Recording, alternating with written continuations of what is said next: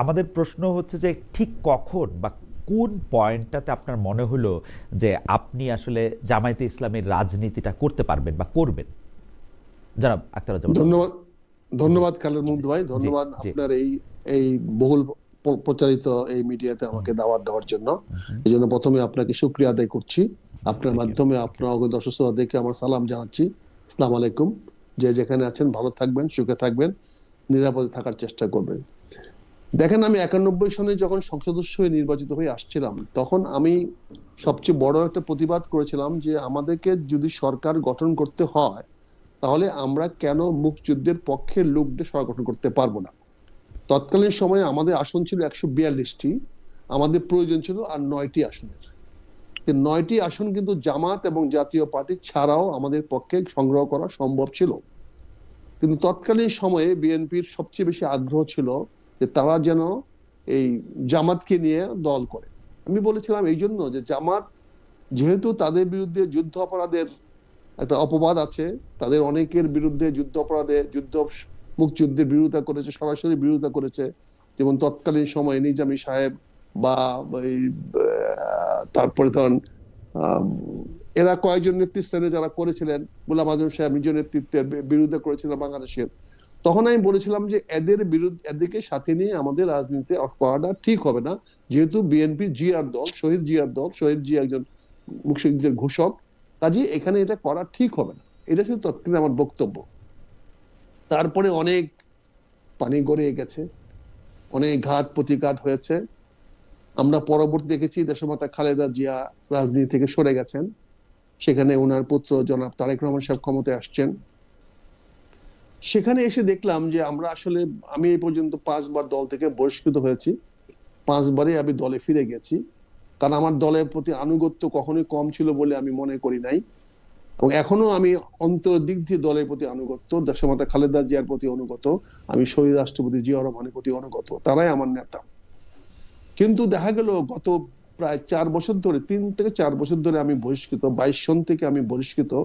কারণ আমার অপরাধ ছিল, আমি বলেছিলাম দলের নেতাদেরকে যে তোমরা যে আন্দোলনে যাচ্ছ না, এই যে ডেলি ডেলি পায়জামে পাঞ্জাবি বদলায় বদলায় খালি মিডিয়ার সামনে এসে কথা বলো, যে তোমাদের তো রাজপথে আমরা দেখি না, রাজপথে না থাকলে তো একদিন তো তোমাদের উপরে জনগণ চড়াও হবে। সেখানে আমি কর্কশ ভাষায় বলেছিলাম যে মানুষ জুতা পেটা করবে। এই বিষয়টি তারেক রহমানের সামনে গিয়ে তুলে ধরা হলো, আমি নাকি তারেক রহমান সাহেবকে বলছি জুতা পেটা করবে। তারেক রহমান সাহেব একবার ভেবে দেখলেন না যে লন্ডন থেকে তো উনি আন্দোলনে অংশগ্রহণ করা সম্ভব না। সম্ভব না যে সমস্ত নেতারা ঢাকা শহরে রাজনীতি করার কথা। আমরা তো দেখেছি কোন নেতাই মঞ্চে 5 থেকে 7 মিনিট আগে মঞ্চে যেতেন, তারপর বক্তৃতা দিয়ে মঞ্চ থেকে নেমে চলে আসতেন। এই জিনিসটা তারেক রহমান সাহেব জানতেন না। জানতেন না বলে উনি মনে করতেন যে আমাদের বিএনপির নেতারা, বিশাল বিশাল নেতারা, কে কত মামলা খাচ্ছে, সে যত মামলা খাচ্ছে তত বড় নেতা। এখন জেল খাটা নেতা না, এখন নেতাদের হলো কে কত মামলা কেটেছে, কত কার নামে কত মামলা আছে। তৎকালীন সময় বলেছিলাম। তারপরে আমাকে আবার 5মবারের মতো বহিষ্কার করা হলো। সেই বহিষ্কার আজকে প্রায়, ম্যাডাম যত বহিষ্কার করছে 2-3 মাস 5 মাস পরে আমার বয়সকে আবার মানে প্রত্যাহার করে নিয়েছে। আমাকে ডাকছে, বলছে বলো এগুলা কেন করলা। আমি বলছি, বলাবো ঠিক আছে যাও দল করো গে, কাজ করো গে, বাস ম্যাটার ফিনিশড।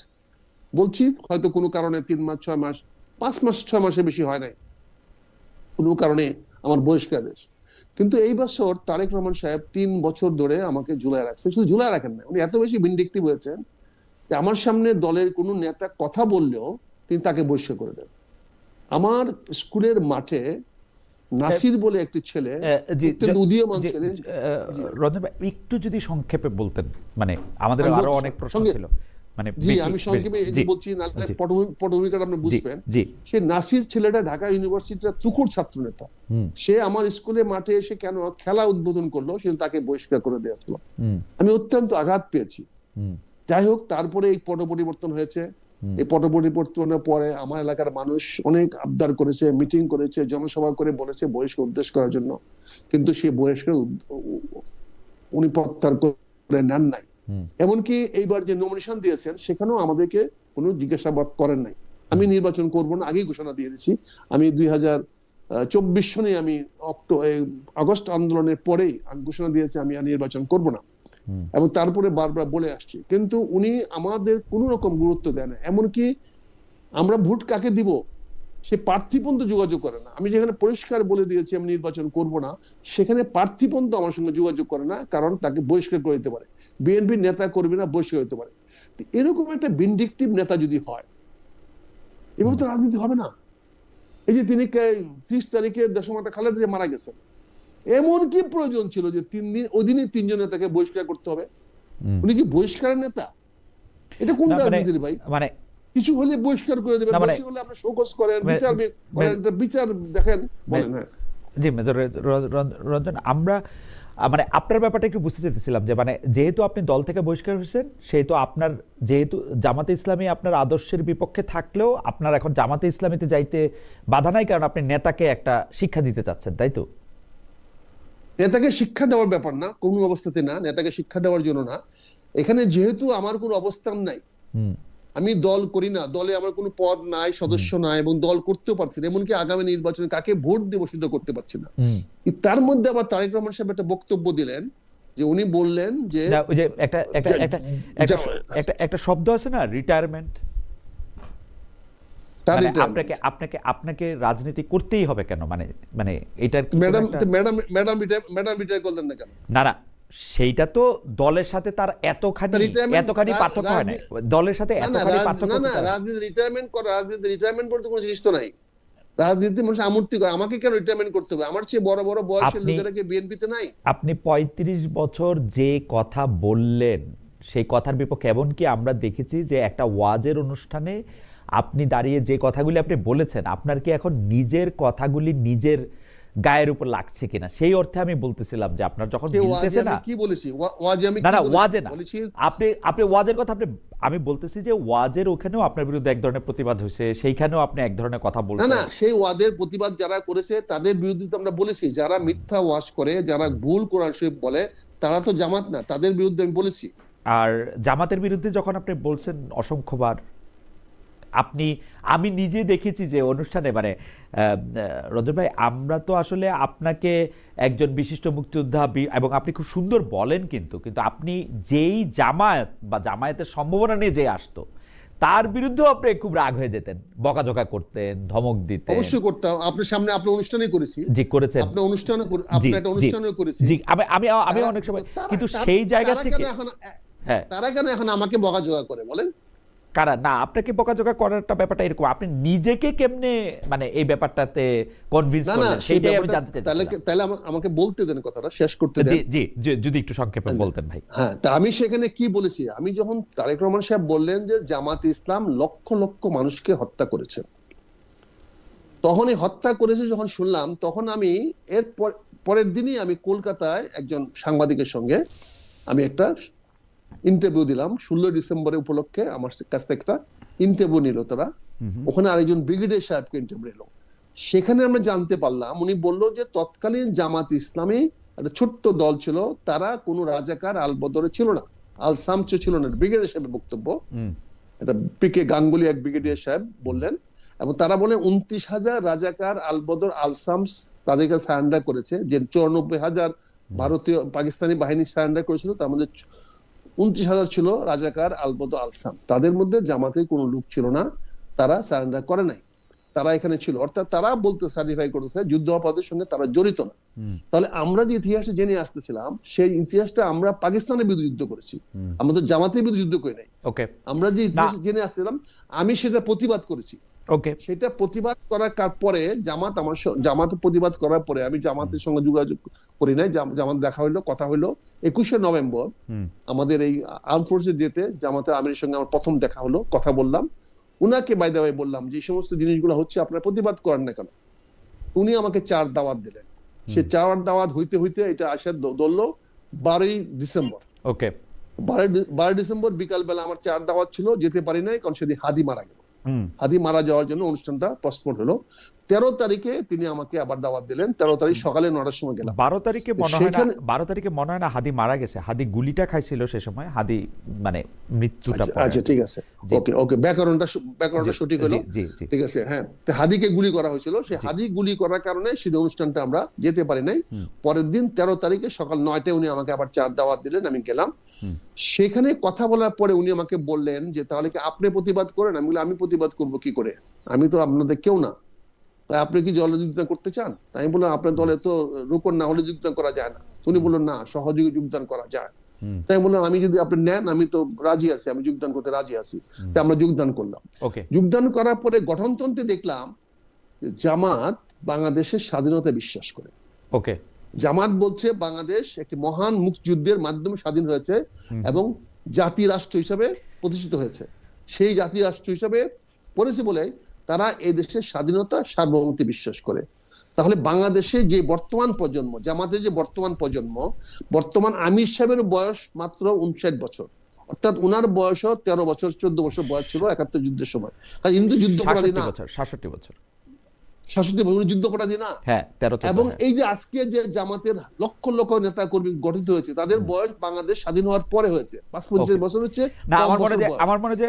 আমার মনে যে রঞ্জন ভাই, আপনার কেন আপনি মনে হইলো আপনি জামায়াতকে মনে করেন যে বাংলাদেশ স্বাধীনতায় বিশ্বাস করে, বা আপনি গঠনতন্ত্রে দেখেছেন জামায়াতের অবস্থানও আপনি এটা পরিষ্কার করেছেন, আপনাকে ধন্যবাদ।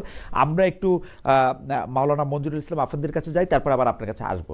যারা মাওলানা মঞ্জুরুল ইসলাম আফেন্দি, জামায়াতে ইসলামী, ইসলামী শাসনতন্ত্র আন্দোলন, খেলাফত মজলিস 24 আগস্ট থেকে যেটা চেষ্টা করছিল, ইসলামপন্থী সব দল মিলে একই ছাতার নিচে এসে রাজনীতির একটা বড় শক্তি হিসাবে আবির্ভূত হওয়া, ইসলামপন্থী সব ভোট এক বাক্সে নিয়ে আসা। অনেকেই বলে থাকেন যে আপনাদের পুরো রাজনীতিটাই, আপনার নামটাও নিছেন অনেকটা জামায়াতে ইসলামের মতো, জমিয়তে উলামায়ে ইসলাম, সেইটাতে আপনারাই আসলে এই জোটটা হওয়ার ক্ষেত্রে বড় বাধা। এই যে ইসলামপন্থিতার যে আদর্শের কথা বলা হইতেছে, সেই আদর্শের চেয়েও বিএনপির জোটে আপনারা কোন আদর্শের টানে আসলে আসলেন, মানে কেমনে আপনারা কাছাকাছি হলেন, সেটা যদি আমাদেরকে একটু বলতেন মাওলানা মঞ্জুরুল ইসলাম আফেন্দি। ধন্যবাদ আপনাকে, আপনার মাধ্যমে আপনার এই চ্যানেলের সমস্ত সম্মানিত দর্শক শ্রোতাকে আমি ধন্যবাদ জানাচ্ছি, অভিনন্দন জানাচ্ছি। আমি আসলে এই মুহূর্তে আছি উত্তর জনপদের নীলফামারীর ডোমার ডিমলায়, নির্বাচনী কাজে ব্যস্ত আছি বটে। এই ফাঁকে প্রথমবারের মতো আপনার পক্ষ থেকে যখন আমন্ত্রণ বা প্রস্তাব আসলো, এটাকে এড়িয়ে যাওয়ার কোনো সুযোগ ছিল না, এড়িয়ে যাওয়াটা জি সমীচীন হবে না। এই কারণে একটু আপনাদের সঙ্গে যুক্ত থাকবার আগ্রহ নিয়ে মূলত এসেছি। আপনি যে প্রশ্নটি আমাকে সর্বপ্রথম করলেন, অনেক লম্বা করে উত্তর দিলে তো অনেক সময় গড়াবে, অনেকের ধৈর্যচ্যুতি ঘটতে পারে। সংক্ষেপে যদি আমি বলি, তাহলে জমিয়তে উলামা ইসলাম বাংলাদেশ, জামাত বাংলাদেশ, জামাত ইসলামের মতো একই রকম নাম, এই জায়গাটাতে আমি বিনয়ের সঙ্গে দ্বিমত পোষণ করছি। জমিয়তে উলামা ইসলাম বাংলাদেশ ভিন্ন একটি রাজনৈতিক দল, বাংলাদেশ জামাত ইসলামী ভিন্ন আরেকটি রাজনৈতিক দল। জমিয়তে উলামা ইসলাম বাংলাদেশ একটি ঐতিহ্যবাহী ঐতিহাসিক দল, যেটির বয়স এখন 106 বছর। এই উপমহাদেশকে ব্রিটিশ সাম্রাজ্যবাদের বিষাক্ত থাবা থেকে, দীর্ঘমেয়াদী তাদের দুঃশাসন থেকে মুক্ত করবার পিছনে এই দলের অবদান অনস্বীকার্য। নিশ্চয়ই আপনি আমার সঙ্গে এই জায়গাটাতে একমত হবেন। তো এই জমিয়তে উলামা ইসলাম বাংলাদেশ স্বাধীনতা পরবর্তী বাংলাদেশে রাজনীতি করছে তাদের স্বকীয়তা বজায় রেখে, কখনো তারা তাদের স্বকীয়তাকে বিসর্জন দেয়নি। আমরা এই জায়গাটাকে শক্ত করে আঁকড়ে ধরে থাকবার চেষ্টা করেছি।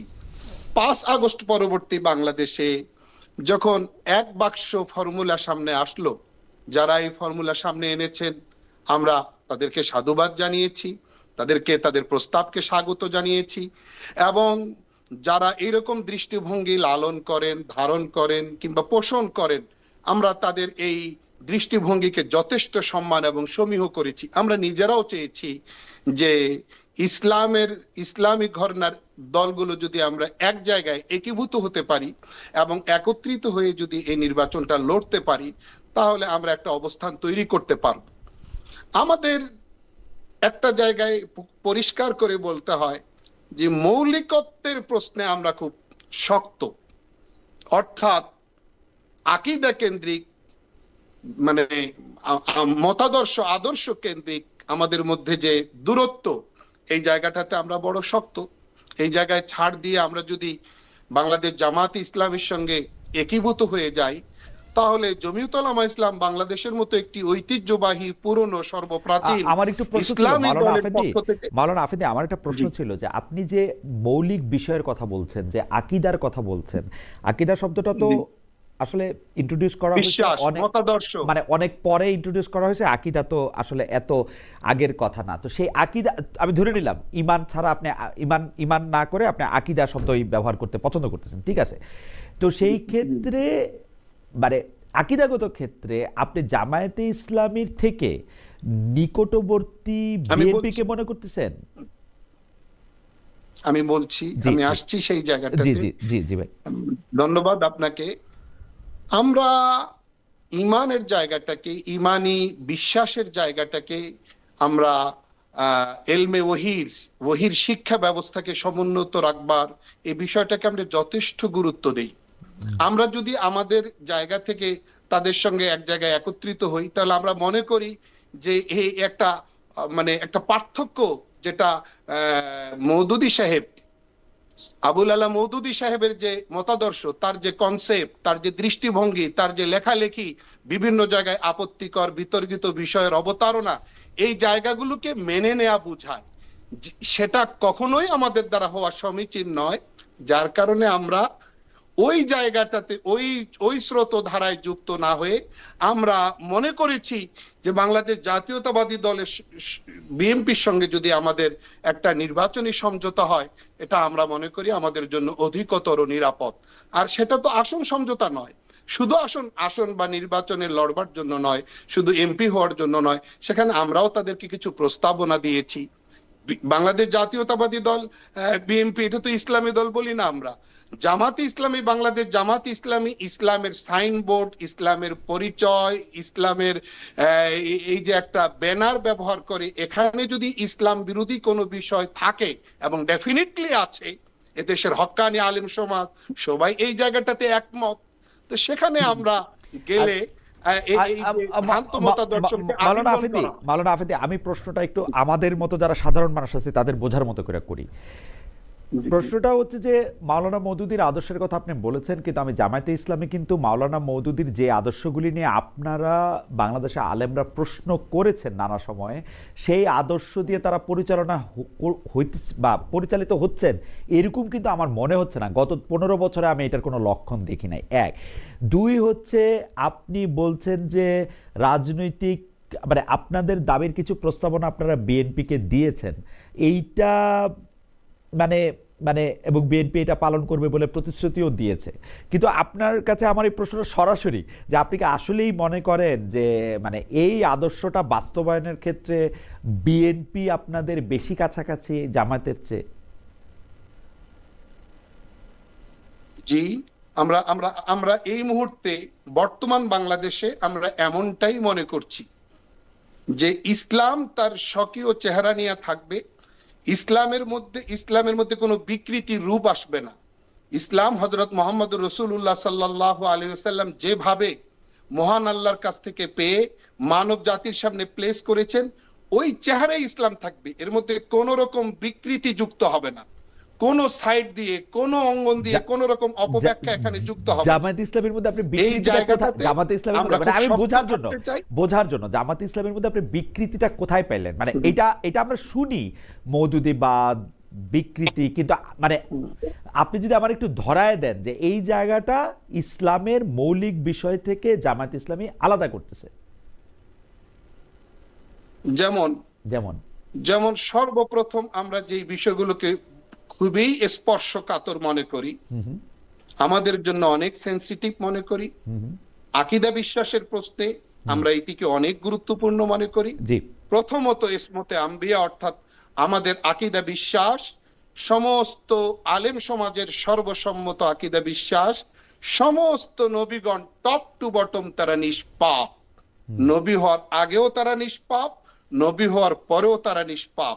কারণ আল্লাহ পবিত্র কোরআনে বলেছেন কাকে রেসালতের এই পদমর্যাদায় অধিষ্ঠিত করতে হবে সেটা আমি খুব ভালো করে জানি, আল্লাহ বলছেন।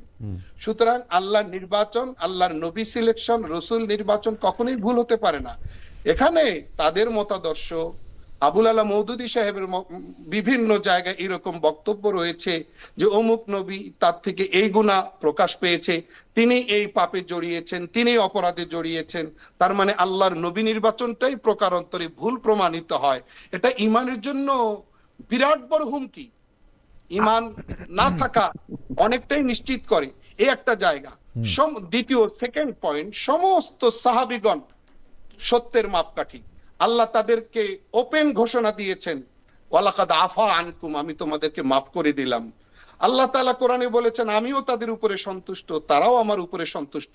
সুতরাং সাহাবায়ে কেরাম রাদিয়াল্লাহু আনহুম আজমাইনের কারো ব্যাপারে আপনার আমার কোন রাইটারের, কোন লেখকের, কোন আলোচকের এখানে মানে কোন রকম সমালোচনা করার রাইট আমার মনে হয় যে মাওলানা আফেদি, আমি তো আসলে থিওলজিক্যাল আলোচনা নিশ্চয়ই আরেকদিন করা যাবে, কিন্তু আপনি যেই কথাগুলি তুলে ধরছেন সেই কথাগুলি কিন্তু আসলে মানে যেটাকে আমরা ইংরেজিতে শব্দটা বলেছি সিমেন্টিক্স, মানে শব্দ বিজ্ঞানের অর্থের এক এক রকম ব্যাখ্যার তুলনের মধ্যে আমি এটা নিয়ে আপনার সাথে আসলে এঙ্গেজ হইতে চাই না আলোচনাটাতে। কিন্তু এটার মধ্যে আপনি নিজেও জানেন, আপনি আমার থেকে এগুলি খুব ভালো করে পড়াশোনা করছেন, আপনি নিজেও জানেন যে আপনার এই কথা আরেক দিক থেকেও কিন্তু ব্যাখ্যা করা যায়, আরেক দিক থেকে ব্যাখ্যা করা যায়। আপনি নিজেই আসলে কোরআন থেকে দুটি ব্যাখ্যা করেছেন, আপনি নিজেও ব্যাখ্যা করতে পারবেন যে অনেক নবী রাসূল সম্পর্কে তাদের, আমি ত্রুটি বলবো না, তাদের সরল পথে আনার ব্যাপারে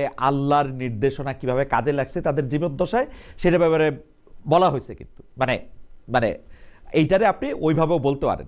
কিন্তু আমি পলিটিক্যাল গ্রাউন্ডে জামাতে ইসলামের সাথে আমি এই কথাটা প্লিজ রিপিট করবেন একটু। আমি বলতেছি হচ্ছে যে আল্লাহ কোরআনে তার নবী বা রাসূল যাদের সম্পর্কেই কথা বলতেছেন সে বলার মধ্যে তাদেরকে কিভাবে পথ দেখানো হয়েছে সেইটাও কিন্তু বর্ণনা করছেন। এখন কাকে আপনি পথ দেখাবেন? যে পথের বাইরে আছে তাকেই তো, যে পথের ভিতরে আছে তাকে তার আপনি পথ দেখাবেন না। তো সেই জন্য আমি ভুল বা ত্রুটি বলার জন্য I am not enough person যে এটার মধ্যে ভুল আছে কি ত্রুটি আছে তাদের ঠিক করছেন কিনা আমি সেটা বলতেছি না।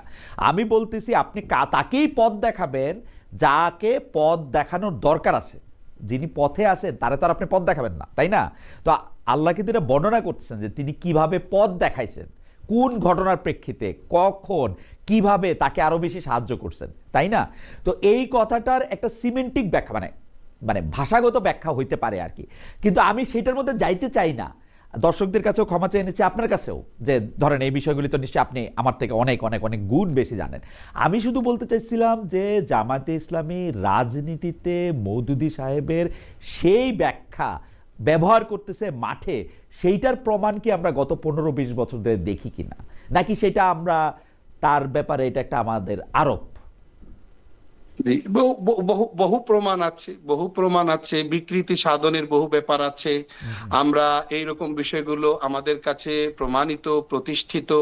আমাদের বাংলাদেশের যে শীর্ষ ওলামা মাশায়েখ আছে তাদের বক্তব্য আছে, যাদেরকে এক বাক্যে এক নামে বাংলাদেশের সবাই চেনে, তাদের অবস্থানও আপনার কাছে আছে, জাতির কাছে পরিষ্কার আছে। তো আমি যেটা বলতে চাই যে রিসেন্টলি কেউ তাদের বলেছেন যে বাংলা ইসলাম ধর্মে পর্দা ম্যান্ডেটরি নয়, বাধ্যতামূলক নয়। তো এইরকম ব্যাখ্যা তো সামনে আনবার কোনো সুযোগ নেই। কোনো একটা ইসলামের বিধানকে শিথিল করা বা শিথিল করে উপস্থাপন করা, এটা তো কোনো রাইটস কাউকে আল্লাহ পাক দেননি, ইসলাম কাউকে দেয়নি। আমরা এই জায়গাগুলো প্লাস সাথে সাথে মহান মুক্তিযুদ্ধে তাদের অবস্থান এবং পর্দার ক্ষেত্রে মাওলানা আফেদি আমি আপনার কাছে আসবো। তো পর্দার ক্ষেত্রেও আমি একই কথা বলতে চাই যে পর্দা বলতে আমরা যেটা বুঝি সেইটা আসলে ছেলেদের জন্য মেয়েদের জন্য একই রকম ভাবে একটা প্রযোজ্য আছে কিনা, কোনটাকে আসলে পর্দা বলা হয়েছে, কোনটাকে পর্দা বলা হয়নি কি পৃথিবীতে। হ্যাঁ, পৃথিবীতে পর্দা বলতে আসলে কটুক আসলে থাকতে হবে সেইটা নিয়েও ব্যাখ্যা আছে। জামাতে ইসলামীকে আপনি এই ক্ষেত্রেও মনে করেন যে মানে বিএনপি থেকে আপনার চেয়ে দূরে অবস্থান করতেছে, তাই তো?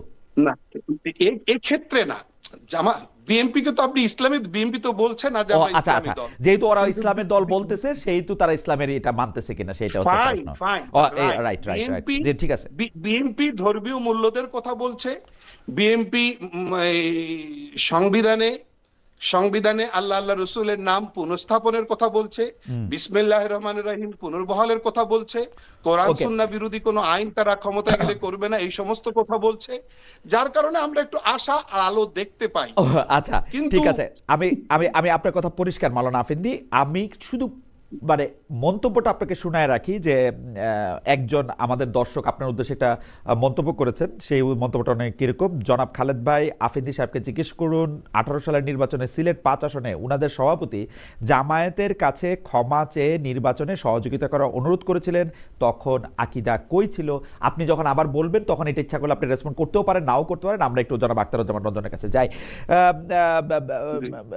জনাব রঞ্জন, আপনি আপনার কাছে প্রশ্ন করব হচ্ছে যে একটা কথা খুব বলা হচ্ছে, যেহেতু শুধু আপনি তো না, আমরা দেখতে পাচ্ছি যে আরেকজন মানে অনেক বড় মুক্তিযোদ্ধা, খেতাবপ্রাপ্ত মুক্তিযোদ্ধা কর্নেল অলি আহমেদ আসলে জামায়াত নেতৃত্বের যে জোট আছে সেই জোটে আপনি জয়েন করেছেন তার দল বা তার সমর্থকদের নিয়ে।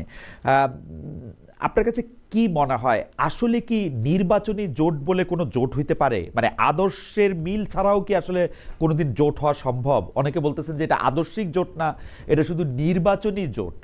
আপনি কি এইভাবে ব্যাপারটা দেখেন যে মানে আদর্শিক জোট হইতে পারে, মানে আদর্শের মিল হওয়া ছাড়াও নির্বাচনে জোট হতে পারে, যেটা এনসিপির ওনারা খুব বেশি করে বলতেছেন যে আমরা একটা আদর্শিক জোট করছি, আদর্শিক জোট করি নাই, নির্বাচনী জোট করছি।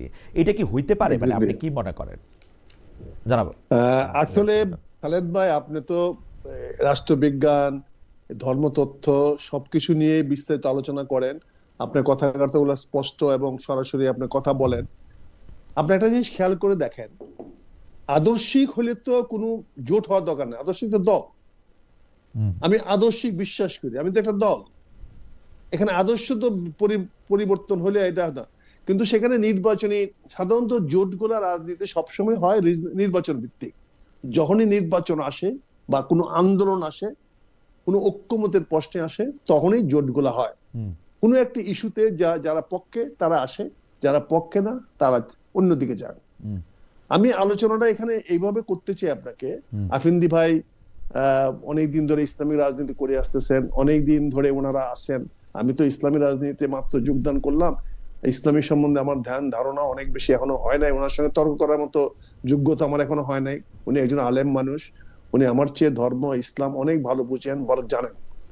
কাজে এখানে আমার ওনার সঙ্গে তর্ক করাটা আমার জন্য হবে মানে মার সঙ্গে মাসির গল্প করা। আমি সেই ব্যাপারে যাব না। তো আমি যে কথাটা বলতে চাচ্ছি, জামাত ইসলাম রাজনৈতিক করছে আজকে, তারা ইসলাম প্রচার করতেছে না। তারা সেখানে আল্লাহ সন্তুষ্টির জন্য, এই পৃথিবীতে মানুষের কল্যাণের জন্য এবং ইহকাল এবং পরকাল দুইটাকে সামনে রেখে তারা রাজনীতি করছে। তাদের যে গঠনতন্ত্র আছে, সেই গঠনতন্ত্রে তারা বলার চেষ্টা করছে আমাদের ফাইনাল ডেস্টিনি হলো পরকাল, আমাকে ওখানে যেতে হবে। সেখানে তারা বলছে যেহেতু আল্লাহ তাআলা সত্যের নির্দেশনা সহ যুগে যুগে নবী রাসূলকে প্রেরণ করিয়াছেন, তারা কিন্তু এই কথাটা পরিষ্কার বলছে। তারা এও বলছে যেহেতু আল্লাহ তাআলা মানুষকে তাহার প্রতিনিধির জন্য পৃথিবীতে প্রেরণ করিয়াছেন এবং সত্যের অনুসরণ করাকে মানুষের দায়িত্ব কর্তব্য নির্ধারণ করে দিয়েছেন, এবং তারা আরো পরিষ্কার করে বলছে না, যেহেতু জনাব আখতারুজ্জামান, আমি একটা বিষয় আপনার কাছে একটু আসি, আমি একটু বলি। ধরেন ধর্মতত্ত্বের দিকগুলি আপনি নানা দিক থেকে দেখতে পারবেন আর কি, কিছু মৌলিক কাঠামোগত জায়গাগুলি ঠিক করে। আমি যেটা সিমেন্টিক্সের কথা বলতেছিলাম, শব্দগত অর্থের দিক দিয়ে আপনি নানা কাঠামোর দিকে দেখতে পারবেন। কিন্তু মাওলানা আবুল আলা মওদুদীর, যিনি জামায়াতে ইসলামের মতাদর্শগত জায়গাগুলি যাকে অনুসরণ করা হয়, উনার স্পষ্ট কিছু লেখা, স্পষ্ট কিছু ব্যাখ্যা, স্পষ্ট কিছু দিক নির্দেশনা দিয়েই জামাত ইসলামী শুধু বাংলাদেশের দল না, কিন্তু জামাত ইসলামী পাকিস্তানের দল, জামাত ইসলামী কিন্তু ইন্ডিয়াতেও। তো এই যে এই মতাদর্শগত জায়গায় উনি যেভাবে ইসলামকে দেখছেন, বেশিরভাগ, আমি যদি বলি আমাদের এই অঞ্চলের বেশিরভাগ মুরব্বীরা, বেশিরভাগ আলেমরা উনার দেখা ইসলামে কিন্তু সন্তুষ্ট হচ্ছেন না। আমি যদি সমস্যা শব্দটা নাও বলি, সন্তুষ্ট হচ্ছেন না, সংকট দেখতে পাচ্ছেন, মানে সমস্যা না বলে আমি সংকট বলি, বরং সংকট দেখতে পাচ্ছেন। এই যে এই সংকট দেখতে পাচ্ছেন, এটা কিন্তু জামায়াতে ইসলামী ওই ব্যাপারে সতর্ক। উনারা কিন্তু গত 15, আমি যেরকম বলতেছিলাম, গত 15-20 বছর ধরে উনারা কিন্তু মওদুদী সাহেবের দেখানো পথে বা ওই আদর্শে নিজেদের সামনে আনতে চান না। কিন্তু আমরা কি করে বিশ্বাস করব যে উনারা যখন আরো ক্ষমতাবান হবেন, আপনারা যখন আরো ক্ষমতাবান হবেন, আপনারা ওই জায়গায় যাবেন না? এটা আমরা কেমনে বিশ্বাস করব?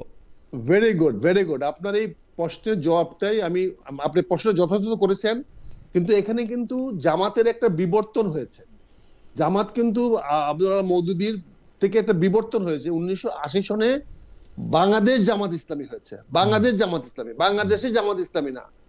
আমার ভাই কিন্তু এখনো বাংলাদেশের উলামায়ে ইসলাম, কিন্তু জামাত কিন্তু বাংলাদেশ জামাত ইসলাম হয়েছে। এবং এখানে আমি যেটা পড়ে শোনাচ্ছিলাম, আপনার যে প্রশ্নের যে সন্দেহটা, তারা কি বলছে, যেহেতু ইহকালই মানব জীবনের শেষ নয়, এটা তো আমরা সবাই বিশ্বাস করি, ইহকালে মানব জীবন শেষ নয়, বড় মৃত্যুর পরও রহিয়াছে মানুষের জন্য এক অনন্ত জীবন, যেখানে মানুষকে তাহার পার্থিব জীবনের ভালো ও মন্দ ও কাজের পুঙ্খানুপুঙ্খ হিসাবে দিতে হইবে এবং বিচারের পর জান্নাত অথবা জাহান্নাম রূপে ইহার যথাযথ ফলাফল ভোগ করিতে হইবে। এখানে জামাত তো কোনো মওদুদিবাদ নিয়ে আসে নাই। না না না না না না, রঞ্জন ভাই, আমি আমি আপনার সমস্যাটা বলি, এইটা বাংলাদেশের জামায়াতে ইসলামীর একটা ইনহেরেন্ট সমস্যা। ধরেন জামায়াতে ইসলামী মওদুদিবাদ থেকে বাইরে হয়ে আসছে, আমি যদি এরকম মওদুদিবাদ নাও বলতে চাই, কারণ তিনিও একজন সম্মানিত লোক, তিনি ওই জায়গা থেকে যে বাইরে আসছে, জামাত এটা প্রকাশ্যে ঘোষণা দিয়ে কখনো বলবে না, কিন্তু আমি বুঝতেছি যে ওনারা বাইরে আসছে, উনারা ওনাকে ফলো করতেছে না। আমি যেহেতু এগুলি ফলো করি, আমি বুঝতেছি যে জামায়াত একইভাবে 1971, আপনি বললেন বাংলাদেশ স্বাধীনতা স্বীকার করে, জামাত একইভাবে 1971 সালের ইয়ের জন্য প্রকাশ্যে কোনোদিন ক্ষমা চাইবে না। উনাদের যে আমির, উনি আমার অনুষ্ঠানে আইসা বলবেন যে হ্যাঁ আমি 47 থেকে 24 সাল পর্যন্ত যা কিছু হয়েছে সব কিছুর জন্য ক্ষমা চাই, কিন্তু স্পেসিফিক করে বলবেন না। কিন্তু আমি যখন উনাদের নায়েবে আমির জনাব আবু তাহেরকে ইন্টারভিউ করছি আওয়ামী লীগের আমলে, উনি কিন্তু তিনি বলছেন যে আমার মুক্তিযুদ্ধের সাথে সম্পর্ক আছে, আমার মুক্তিযুদ্ধ পরিবারের মধ্যে অনেকে আছে, এগুলি বলে।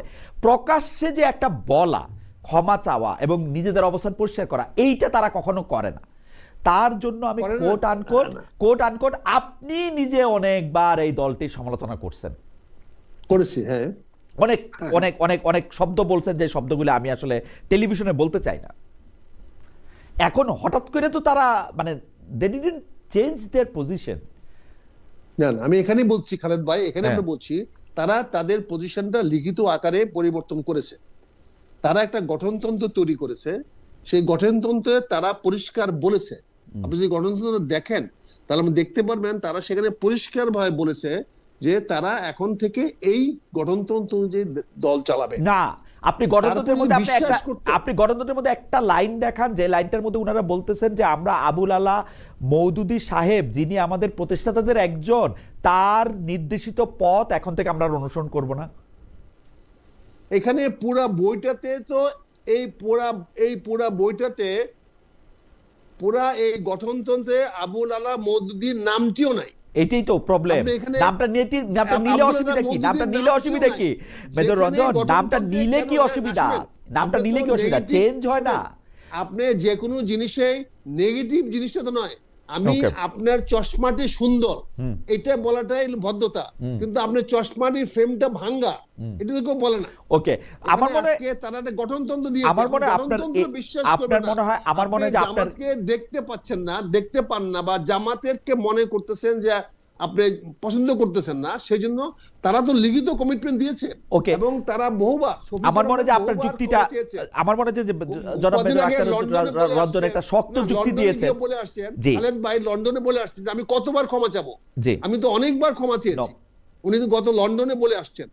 না না না না, ক্ষমা চাওয়া আমি কতবার ক্ষমা চাবো, এর আগেও আমরা ক্ষমা চেয়েছি, এগুলি হচ্ছে একরকম শব্দ। আবার 16 ডিসেম্বরকে জামায়াতে ইসলামী কিভাবে ডিল করবে, 26শে মার্চকে কিভাবে ডিল করবে, সেটা কিন্তু আবার আরেক রকমের মানে প্র্যাকটিস। আমরা তো আসলে মুখের কথা না শুধু, তবে জনাব আখতারুজ্জামান রঞ্জন, জি এবারে এবারে 16ই ডিসেম্বরে জামাত যে র্যালিটা করেছে, মুক্তিযুদ্ধের পক্ষে র্যালিটা করেছে, এত বড় র্যালি তো অন্য কেউ করে না এবছর। ওকে এই বছর 16ই ডিসেম্বরে যে জামাত যে র্যালিটা করেছে মুক্তিযুদ্ধের, তারপরে যদি তাদেরকে না হয়, তাদেরকে ফাঁসি দিয়েছেন, তাদের লোকদেরকে ফাঁসি দেওয়া হয়েছে, তারপরে যদি তাদের পাপ মোচন না হয়, ওকে আমার মনে হয় একটা শক্ত যুক্তি। আমি একটু মাওলানা আফেদির কাছে যাই, কারণ আমার কাছে মনে হয়েছে যে যথেষ্ট মানে গুরুত্বপূর্ণ যুক্তি জনাব আখতারুজ্জামান রঞ্জন দিয়েছেন, যে উনি গঠনতন্ত্র উল্লেখ করে বলছেন যে উনি আসলে কিভাবে দল পরিচালনা করবেন সেটাই গঠনতন্ত্রের মধ্যে পুরোপুরি আসে। ওইটার মধ্যে মাওলানা আবুল আল্লাহ মওদুদী, যিনি জামাতে ইসলামী একটা প্রতিষ্ঠাতাদের একজন, তার সম্পর্কে আসলে কোনো এরকম কোনো বক্তব্য নাই। আমাদের একজন দর্শক যিনি নাজি মাহমেদ, তিনিও বলছেন খালেদ সাহেব আমি কি অনুসরণ করছি সেটা স্পষ্ট করার পরও কি অনুসরণ করছি না সেটা স্পষ্ট করতে হবে। মোটামুটিভাবে জনাব রঞ্জনেরও আর্গুমেন্টের পক্ষেই উনি বলছেন। জনাব মাওলানা আফেদি, আপনি যদি এই প্রসঙ্গে কিছু বলেন, আমার কিছু অরিজিনাল প্রশ্ন ছিল আপনার কাছে, এটা যদি একটু দ্রুত একটু বলেন। জি ধন্যবাদ আপনাকে। আসলে আমার প্রথম পয়েন্ট যেটা, জনাব আবুল আল্লাহ মওদুদী সাহেব তো আর বাংলায় রচনাগুলো লেখেননি, বাংলায় তো বই পুস্তকগুলো লেখেননি। বাংলায় কি লিখেছেন? অনুবাদ হয়েছে, তার অনেক মোটামুটি সব কাজের অনুবাদ হয়েছে। না অনুবাদ হয়েছে, অনুদিত হয়েছে, সেটা ভিন্ন পয়েন্ট, কিন্তু তিনি লিখেছেন কোন ভাষায়? তিনি তার ভাষায় লিখছেন, অর্থাৎ উর্দুতে লিখছেন। অর্থাৎ তিনি যে ভাষায় লিখে গেছেন সেই ভাষার লেখা বই পুস্তকগুলো এখনো এদেশের ওলামা একরামের কাছে, তার তাফহিমুল কোরআন সহ বিভিন্ন রকম লেখা জিনিসগুলো এখনো হক্কানি ওলামা কেরাম, শুধু বাংলাদেশ নয়, পাকিস্তান, ইন্ডিয়া পাকিস্তান, এই ভারত উপমহাদেশের হক্কানি বিজ্ঞ আলেম সমাজের অনেকের কাছে আছে। সেই জায়গাগুলোতে তো তারা আঙ্গুল দিয়ে বারবার দেখিয়ে দিচ্ছেন এই জায়গাগুলো ফল্ট আছে, এই জায়গাগুলো ফল্ট আছে। না কিন্তু মাওলানা আফেদি, আপনি যে জায়গায় আপনার দ্বারস্থ আমরা হচ্ছি, দেখেন দর্শকরা আমাকে বলতেছেন, মনিরুল ইসলাম উনি বলতেছেন খালেদ ভাই অল্প বিদ্যা ভয়ঙ্করী, আকীদা নিয়ে আপনি কোন হিসাবে হুজুরের সাথে ডিবেট করেন, মাফ করে দিন। কিন্তু ঘটনা হইতেছে যে আপনি আমাকে দেখায় দেন যে মানে আপনি বলতেছেন মওদুদী সাহেবের কথা জামায়াত কোথায় অনুসরণ করতেছে, মাঠে বা প্র্যাকটিক্যালি গত 15 বছর 20 বছর বা কোথায় উদ্ধৃত করতেছে, গঠনতন্ত্রের নামটা পর্যন্ত নাই। মেজর আখতারুজ্জামান রঞ্জন একদম স্পষ্ট করে দেখাইছেন কিন্তু এটা। আপনি উৎপত্তি স্থল জায়গাটাকে বিবেচনায় আপনাকে আনতে হবে। কথা ঠিক আছে ভাই? আচ্ছা, উৎপত্তি, এই দলের উৎপত্তি কোত্থেকে, প্রতিষ্ঠাতা কে, প্রবর্তক কে, কি তার দৃষ্টিভঙ্গি, কি তার কনসেপ্ট, কি নিয়ে তিনি যাত্রা শুরু করেছেন, এগুলোকে আপনার সামনে আনতে হবে। এগুলো যদি আপনি বাদ দিয়ে আলোচনাকে এগিয়ে নেওয়ার চেষ্টা করেন, আমি মনে করি এটা তো ঠিক হবে না এবং যথার্থ হবে না। ওকে, আপনি উৎপত্তির জায়গা থেকে, একদম উৎপত্তির জায়গা থেকে বলছেন। আমি বলি, জি, বাংলাদেশ জামাত ইসলামীকে দেশের আলেম সমাজ একটি রাজনৈতিক দল হিসেবে মনে করে, কিন্তু ইসলামী দল হিসেবে মনে করতে তারা প্রস্তুত নন। তারা এক্ষেত্রে একবারে খুব শক্ত অবস্থান তাদের, যে ইসলামী দল হিসেবে তারা স্বীকার করতে প্রস্তুত নয়। নম্বর এক, আমার যে একজন ভাই আমাকে প্রশ্ন করলেন যে এত সালে, কত সালের কথা বলেছিলেন ভাই, আপনি আমাকে একটু হেল্প করুন। কোনটা? আচ্ছা, ওই যে হ্যাঁ, উনি 2018 সালে কথা বলেছেন। 2018 সালে সিলেটে ইলেকশন করার সময় জি প্রথম উত্তর হলো, এটা সভাপতি সাহেব কোথায় কোন জায়গায় বলেছেন, এটা সভাপতি সাহেব জাতির কাছে উত্তর দেবেন, তিনি সভাপতি সাহেবের কাছে প্রশ্ন করবেন। ওইরকম বক্তব্য তো আমি দেইনি। নম্বর 2, 18 সাল বলেন আর আরো আগের ইলেকশন 2001 সালে বলেন, জামাতের সাথে থাকা মানে জামাতের নেতৃত্বাধীন জোটে থাকা নয়। এখন যে জোটটা আছে বিএনপির বিপরীতে, যে জোটটা আছে, এই জোটটা বাংলাদেশ জামাত ইসলামের নেতৃত্বাধীন জোট। এক নম্বরে কার নাম? এক নম্বরে কোন দলের নাম? আমি দুইটা জায়গায় হ্যাঁ, এক নম্বরে কোন দলের নাম, সেটা খুবই গুরুত্বপূর্ণ প্রশ্ন আপনার কাছে। আমি বলি, জি, আমরা বাংলাদেশ জাতীয়তাবাদী দল বিএনপির নেতৃত্বাধীন জোটে ছিলাম, সেই জোটে আমরাও একটা শরিক দল, বাংলাদেশ জামাত ইসলাম একটা শরিক দল ছিল। এই অবস্থানটা আর তাদের নেতৃত্বাধীন জোটে যুক্ত হওয়া, দুইটার মধ্যে ডে নাইট ডিফারেন্স আছে বলে আমি মনে করি। Right absolutely. আচ্ছা, কিন্তু আপনি যে জামায়াতে ইসলামীকে একটি রাজনৈতিক দল মনে করেন, ইসলামিক আদর্শের দল মনে করেন না, আপনি কি আমাকে বলবেন যে বাংলাদেশে ইসলামিক আদর্শের দল নয় কিন্তু নামের সাথে ইসলাম আছে, বা কোনটি ইসলামিক আদর্শের দল, এইভাবেও যদি আমি প্রশ্ন করি? আমি বলি আমরা মনে করি জি, কারা আমরা ইসলামিক আদর্শের ইসলামিক দল? দল মনে করছি না। এখন বাংলাদেশে আওয়াজটা উঠানো হয়েছে এইভাবে যে এবার ইসলামকে রাষ্ট্র ক্ষমতায় নিতে হবে, এরকম একটা, এবং এইরকম একটা আবহ তৈরি করা হয়েছে, এরকম একটা গ্রাউন্ড বা এরকম একটা পরিবেশ বা এরকম একটা সিচুয়েশন তৈরি করা হয়েছে যে ইসলামকে এবার ক্ষমতায় নিতে হবে। যেন ইসলাম ক্ষমতায় নাই, যেন আল্লাহ ক্ষমতায় নাই, মানে যেমন মানে ইসলামের ক্ষমতায় নিতে হবে, মানে এই কথাগুলি মাওলানা সাহেব আপনার আপত্তি জানান না যে এগুলি শিরক হয় না, যে ইসলামের ক্ষমতায় নিতে হবে?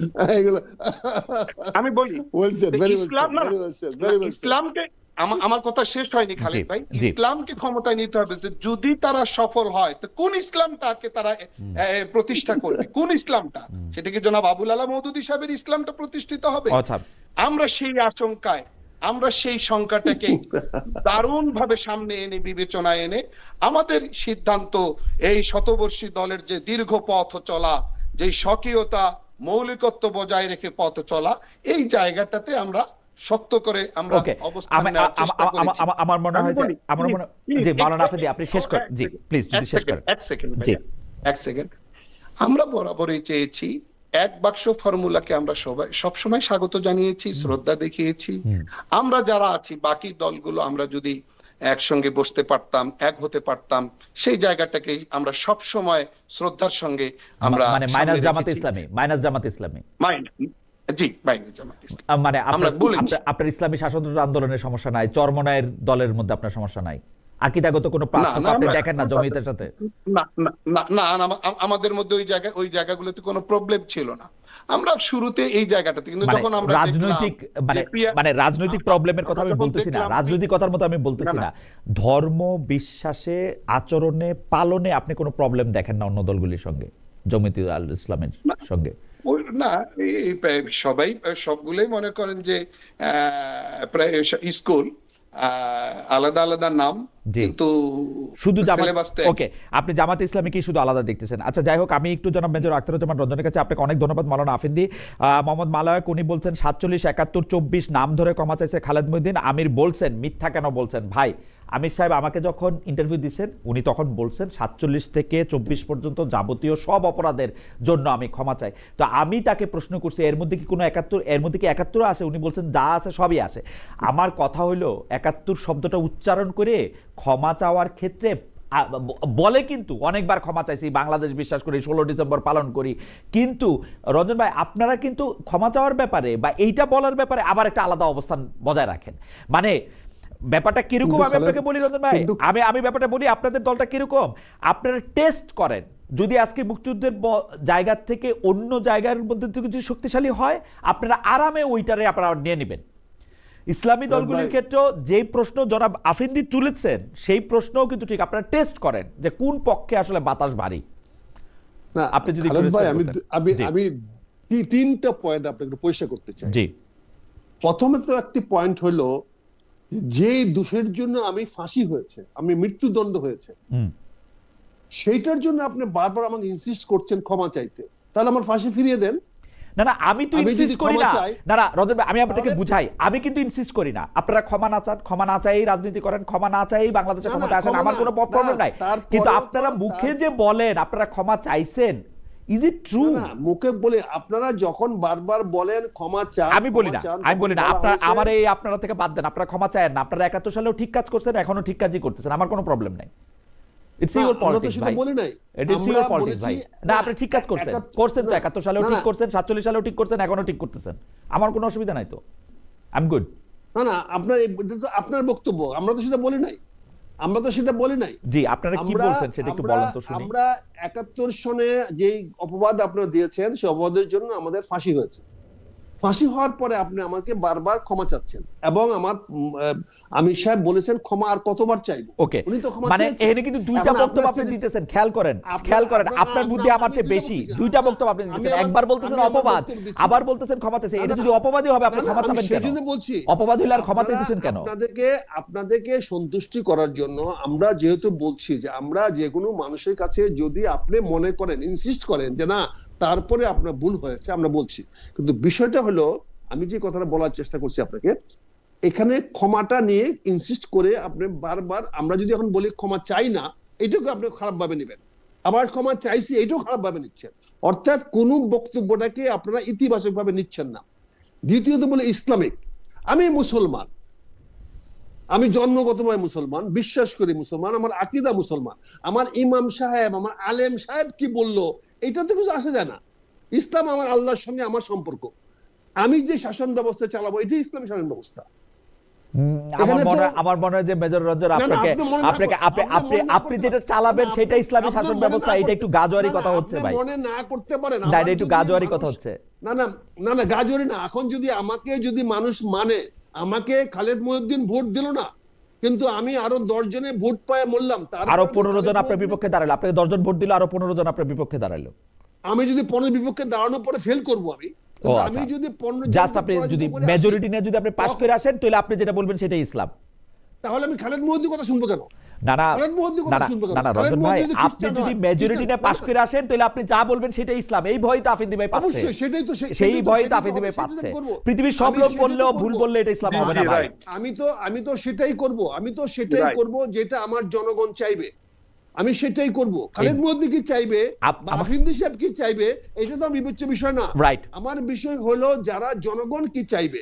আমি জনগণের স্বপ্ন, জনগণের আকাঙ্ক্ষা, জনগণের আকীদা, জনগণের ইমাম বাস্তবায়িত করব। আমি মুসলমান, কাজে আমি ইসলাম ধর্মটা তো আমি আর আফিন্দি সাহেবের মতো করে পালন করব না, মানে আমি তো খালেদ মহিউদ্দিনের মতো করে আমি ইসলাম, যে বেশি ভোট পাবে তার মতো করে আপনি ইসলাম করবেন, যে বেশি ভোট পাবে তার মতো করে আপনি ইসলাম করবেন। আমার প্রবলেম নাই, কিন্তু রজত ভাই একটু পরিষ্কার করবেন। আমি পালন করব আমার কোরআন এবং সুন্নাহ মোতাবেক। এইবার আপনি এটা ঠিক কথা বলছেন। রাইট, কোরআন এবং আমি আপনার মতো করে, আমি তো আপনার মতো করে, কিন্তু আমার করার অধিকারটা এস্টাবলিশড হবে, আপনার করার অধিকারটা এস্টাবলিশড হবে। রাইট, এস্টাবলিশড হবে, কাজে এই কথা বলছি। তৃতীয়ত আমি যেটা বলছি, আজকে রাজনীতির কারণে আমরা বিভিন্ন মেরুকরণ হতে পারি, বিভিন্ন দলে যেতে পারি, সেখানে ইসলামকে দায়ী করা, ইসলামকে টেনে আনা, এটা মনে হয় আমি ইসলামের প্রতি অবমাননা করতেছি, আমার ধর্মের প্রতি আমি অবমাননা করতেছি। আমি রাজনীতি করতে পারি,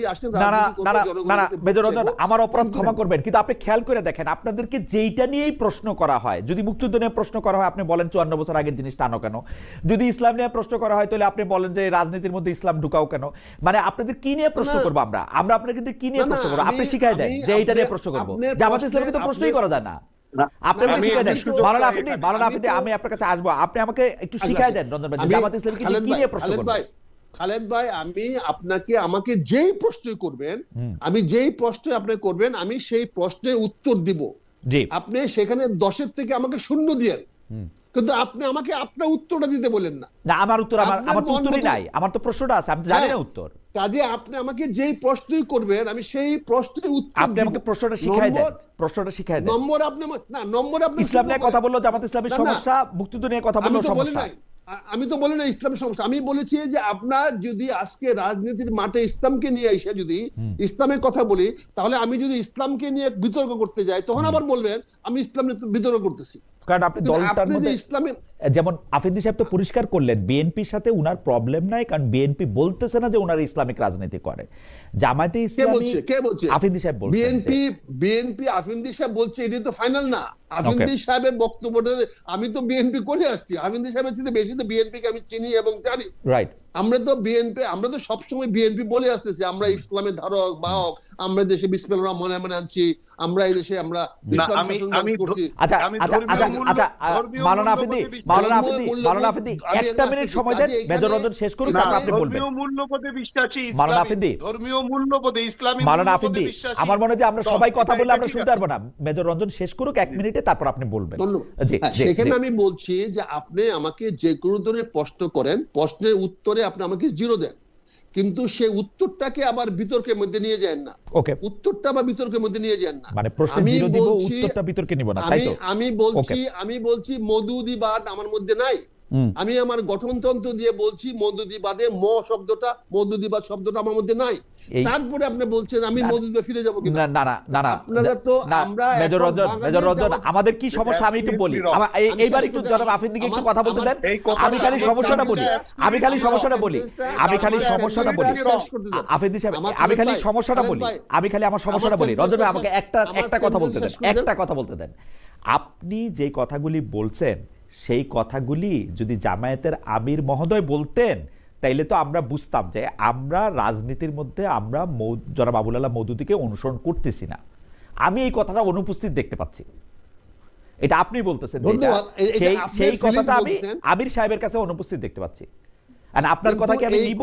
2 মিনিট পরে আবার শুনবো যে জামায়াত বলবে যে এটা ওনার নিজস্ব বক্তব্য। না, এই কথাটা বলার জন্য তো জামাতের আমির গঠনতন্ত্র বানিয়ে আমাদের ঘরে ঘরে পাঠিয়ে দিচ্ছে। ওকে, এই কথাটার জন্য তো গঠনতন্ত্র দিয়েছে। আমার মনে যে এইটা ফ্যান্টাস্টিক যুক্তি। জনাব আফ্রিদি, আপনি বলতে চাইছিলেন, মাওলানা আফ্রিদি, উনি পরিষ্কার করছেন যে জামায়াতের অফিসিয়াল বক্তব্য হচ্ছে উনাদের গঠনতন্ত্র। তো আপনার তো আর অন্য কিছু দেখে শঙ্কিত হওয়ার দরকার নাই, এবং মাঠের রাজনীতি তো গত 15 বছর ধরে একবারের জন্য কোনো কিছু উদ্ধৃত হয় না ভাই, আমার কাছে, আমি শ্রদ্ধা রেখে বলছি, আমার কাছে এই ফর্মুলা অ্যাকসেপ্টেড নয়। গঠনতন্ত্র, সংবিধান এটা আমার দলিল নয়। যিনি প্রবর্তক, যিনি প্রতিষ্ঠাতা, তার লেখা, তার বক্তব্য, তার আইডিওলজি, তার দৃষ্টিভঙ্গি, তার কনসেপ্ট, এগুলো আমি একটা প্রশ্ন করি মাওলানা আফ্রিদি, আমি একটা প্রশ্ন করি। এখনকার বিএনপি কি জনাব জিয়াউর রহমানের আদর্শের বিএনপি? এটা কি সম্ভব? আপনি দেখেন আওয়ামী লীগের প্রতিষ্ঠাতাদের মধ্যে ভাসানী সাহেবও ছিলেন, বঙ্গবন্ধু শেখ মুজিবুর রহমানও ছিলেন, আবার সেই আওয়ামী লীগকে বিলুপ্তও করছেন বঙ্গবন্ধু শেখ মুজিবুর রহমান। এখন আপনি কি শেখ হাসিনাকে বঙ্গবন্ধুর অনুসারী বলবেন, যে প্রবর্তকের অনুসরণ করা বলবেন, তার আদর্শ নিয়ে আগায় থাকা বলবেন? আপনি আমাকে আমার দলের ব্যাপারে প্রশ্ন করবেন, আমার দল সম্পর্কে প্রশ্ন করবেন, আমি সেটার জবাব দেব। বিএনপি সম্পর্কে প্রশ্ন করলে আমি কেন জবাব দেব? তবে না, আচ্ছা, বিএনপি সম্পর্কে প্রশ্ন করতে, কিন্তু প্রবর্তক দিয়ে আমি উদাহরণ দিলাম যে প্রবর্তক দিয়ে কি আপনি দলরে চিনবেন না প্র্যাকটিস দিয়ে চিনবেন?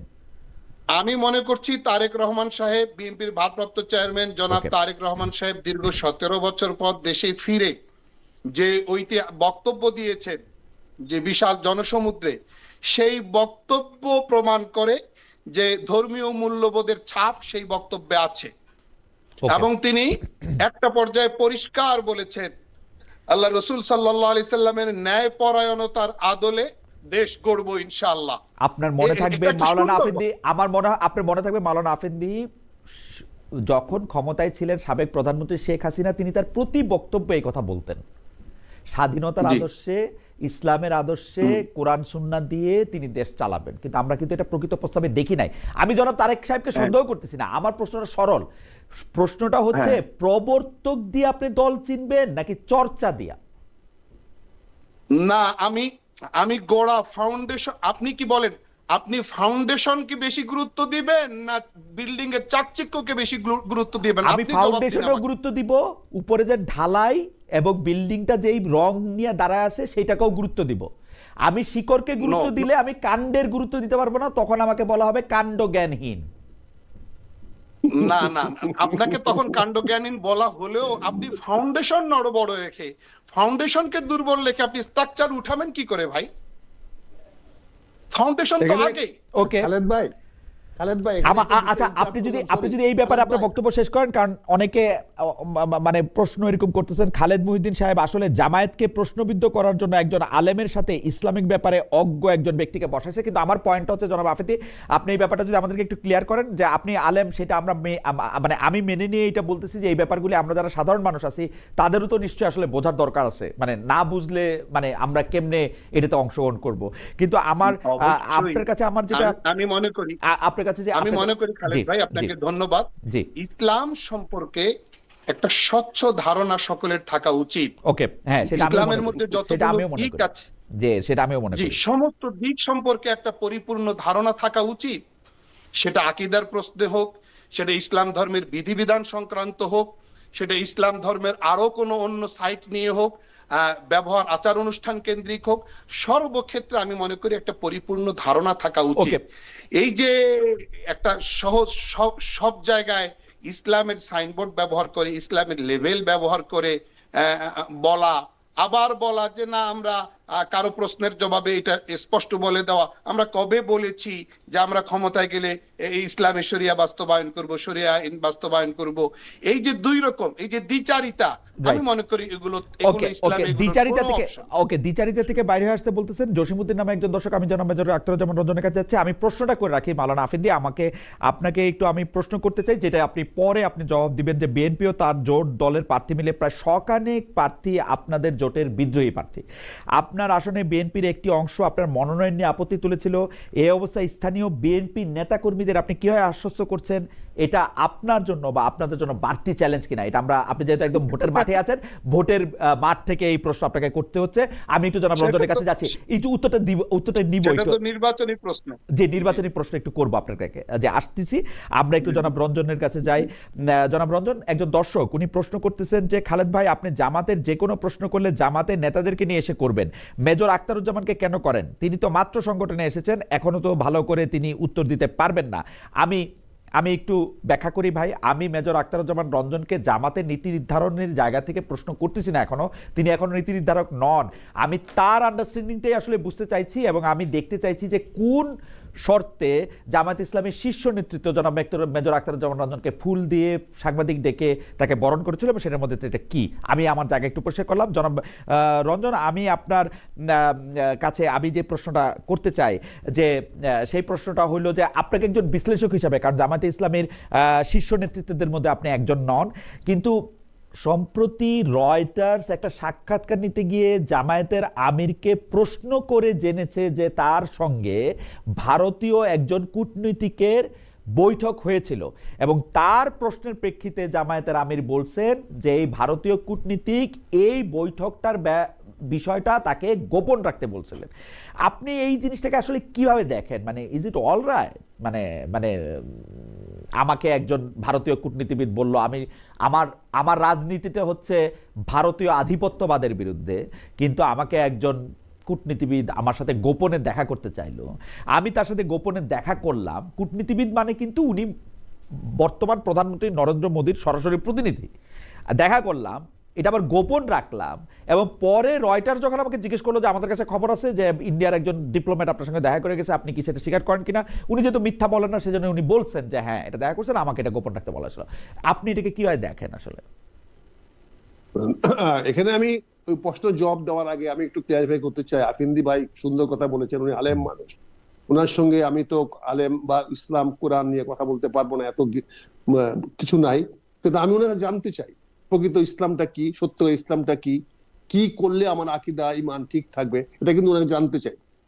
এখানে ওনার অনেকগুলা কথার মধ্যে আমার একটা কথা মনে হয়েছে, আমরা ছোট সময় চুটকি পড়তাম, একটা বাঘ হরিণ খাবে, হরিণকে বলছে আমি তোকে খাবো, তোর অপরাধ কি? তুই আমার পানি গুলা করছিস। বলে আমি তো তোমার নিচে আছি, আমি পানি গুলা করলাম, তুমি তোমার উপরে। তোর বাপে পানি গুলা করেছিল উপর থেকে। এখন প্রশ্ন হয়েছে জামাত ইসলামকে এখন আমরা ধরতে পারতেছি না। এখন আমরা চলে গেছি এই উপমার প্রতি আমার যথেষ্ট আপত্তি না। আছে। জনাব আফিদি আপনি আপত্তি জানাবেন, জনাব আফিদি আপনি জানাবেন, জনাব আফিদি আপনি আপত্তি জানাবেন, মাওলানা আফিদি যথেষ্ট আপত্তি, মাওলানা আফিদি আপনি আপনার আপত্তি জানাবেন, ওনাকে একটু বলতে দেন।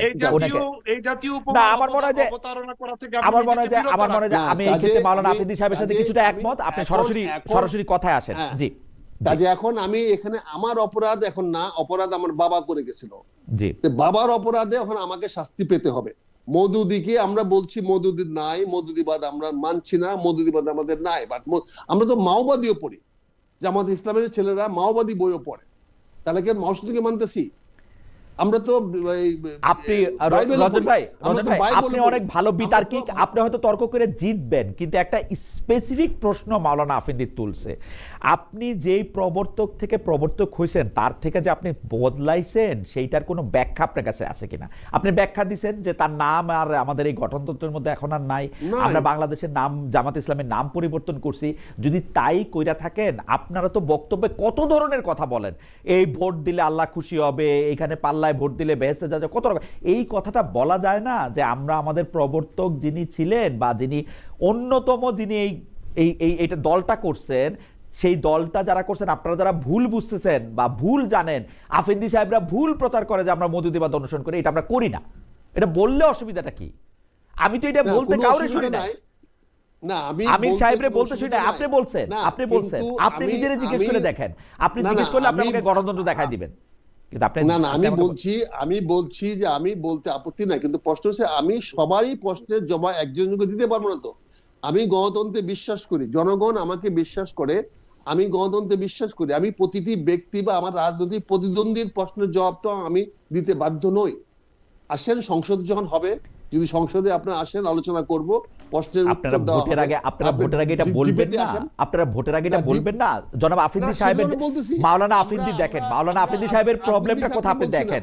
মাওলানা আমরা আফেন্দি আফেন্দি সাহেবরা, সাহেবকে তো আমরা আফেন্দি সাহেবদেরকে বা বিএনপি কে স্যাটিসফাইড করার জন্য বক্তব্য দিচ্ছি না। আপনি বাংলাদেশের সব আমরা মানুষকে বক্তব্য- স্যাটিসফাই করার জন্য আমরা বক্তব্য দিবেন, আপনি বাংলাদেশের রাষ্ট্র ক্ষমতায় যাইতে জনগণের কাছে চাচ্ছেন, বক্তব্য দিচ্ছি। আমাদেরকে স্যাটিসফাই আমরা করতে হবে তো, বাংলাদেশের- আমাদের আমরা স্যাটিসফাই করতে হবে তো, বাংলাদেশের- আমাদের স্যাটিসফাই না আমি করে তো- আমরা আমি- জিজ্ঞেস আমি করতেছি তো- আপনারা না, শরিয়া, না, আপনারা না। শরিয়া আইন চালু করবেন, আপনারা বলেন যে এটা কিন্তু পরে আপনি বলবেন। আপনি আপনি আপনি- যে আমাদের কথা বলছেন, আমি সেই প্রশ্নের জবাব তো খালেদ মহিউদ্দিন সাহেবকে দিব না। কারণ খালেদ মহিউদ্দিন সাহেবের মাধ্যমে যত লোকের সঙ্গে আমরা যোগাযোগ করতে পারি, তার চেয়ে অনেক বেশি বেশি সঙ্গে আমাদের যোগাযোগ হয়, তারা অনেক বেশি দেখা হয়। কারণ আপনার মিডিয়াতে যারা আমরা কথা বলি, সেটা একটা মিডিয়ার অংশ। Right. কিন্তু এছাড়াও জনগণের সঙ্গে সংযোগ আমাদের আছে। Okay. আমরা জনগণের ভোট চাচ্ছি এবং সেখানে জনগণ ভোট দেবে। ওকে, আমরা জনগণকে কি ইহজীবনে- বলেন, জনগণকে পরিষ্কার করেন, জনগণকে পরিষ্কার করেন যে এই জনগণ ব্যাপারটা। পরিষ্কার না হলে আমাদেরকে ভোট দেবে কেন? জনগণ যদি আমরা পরিষ্কার করতে না না, না পারি, আপনি তো জনগণ আমাকে ভোট দেবে কেন? আপনি তো কথাকে আপনার মানে কি বলে অসাধারণ তীক্ষ্ণ মেধা দিয়ে আপনি তো কথাকে ঘুরাচ্ছেন। ভাই, আমি আপনাকে সরাসরি একটা প্রশ্ন করতেছি, আপনারা কি জনগণকে গিয়ে এই কথা বলেন যে না আমরা আসলে আবুল আলাহ মওদুদীকে অনুসরণ করতেছি না, আমরা ইসলামী শরিয়া পালন করব, দেশের রাষ্ট্র ক্ষমতা আইলে বা করব না, কোনো কিছু কি আপনারা পরিষ্কার করেন? এটা তো জনগণ আমাকে জানতে চাচ্ছে না, প্রশ্ন করতেছে না।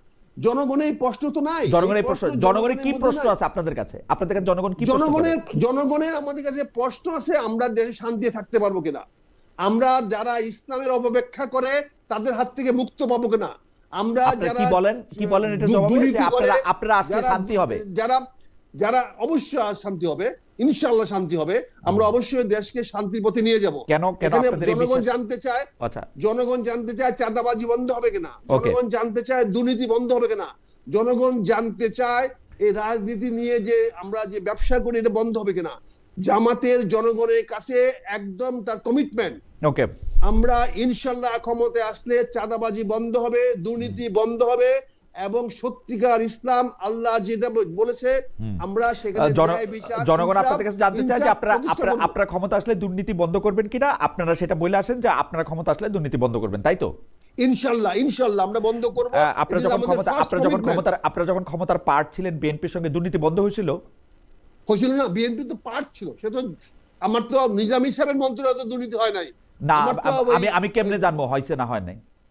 এটা জনগণ দেখছে, তো জনগণ তো বলতেছে। ওকে, মানে নিজামী সাহেবের নামে নিজামী তো সাহেব দুর্নীতি খালেদা বন্ধ করেন নাই। নিজামী সাহেব বেগম খালেদা জিয়ার ক্যাবিনেটে বসতেছেন, খালেদা জিয়ার ক্যাবিনেট দুর্নীতিগ্রস্ত ছিল, নিজামী সাহেব আর মুজাহিদ সাহেব ছিল হচ্ছে সবচেয়ে ভালো, এই হচ্ছে জনগণ জানতেছে। সেটা তো প্রধানমন্ত্রী কালেক্টিভ রেসপন্সিবল, কিন্তু মন্ত্রী তো রেসপন্সিবল না। মন্ত্রী একা ভালো করার চেষ্টা করছে, সেখানে 10 কেজি গুড়ের মধ্যে 1 কেজি গুড় ছিল এবং ভালো। জীবনে কোনোদিন নিজামী সাহেব মুজাহিদ সাহেবের কাছে শুনি নাই যে বিএনপির এই গভর্নমেন্ট দুর্নীতি করতেছে, শুনি নাই কিন্তু যখন ওনারা মন্ত্রী ছিলেন। শুনি নাই কেন? সেটা তাদের আনুগত্যের কারণে তারা বলে নাই। এই কিন্তু আমি যেটা বলছি, দুর্নীতিগ্রস্ত যে ক্যাবিনেটের 10 কাছে কেজি তাদের আনুগত্য, 10 কেজি দুর্নীতিগ্রস্ত ক্যাবিনেটের কাছে আনুগত্য, তাই তো? না, প্রধানমন্ত্রীর কাছে আনুগত্য। উনি যেহেতু ওই প্রধানমন্ত্রী মানে কি ওই সরকার দুর্নীতি করছে, চাঁদাবাজি করছে, ওই সরকারের ক্ষেত্রে আমি অনুগত থাকলাম। সেই তখন যদি ওটার থেকে বেরিয়ে আসে, তাহলে তখন তাকে বলবেন। না, যেমন আমি আমার দলে প্রতিবাদ করার জন্য 5 বার বহিষ্কার হয়েছি, সেজন্য তো আমি আমার প্রতিবাদ বন্ধ রাখবো, আমি আর প্রতিবাদ বন্ধ রাখবো। আমাকে তো 5টা অ্যাওয়ার্ড দেন নাই, আমি এখন আমাকে প্রতিবাদ গালাগালি বন্ধ রাখবো। করেছেন, আমাকে বলেছেন যে আমি দলের ডিসিপ্লিন মানি না, দলের নিয়ম মানি না, আপনারা বলেছেন।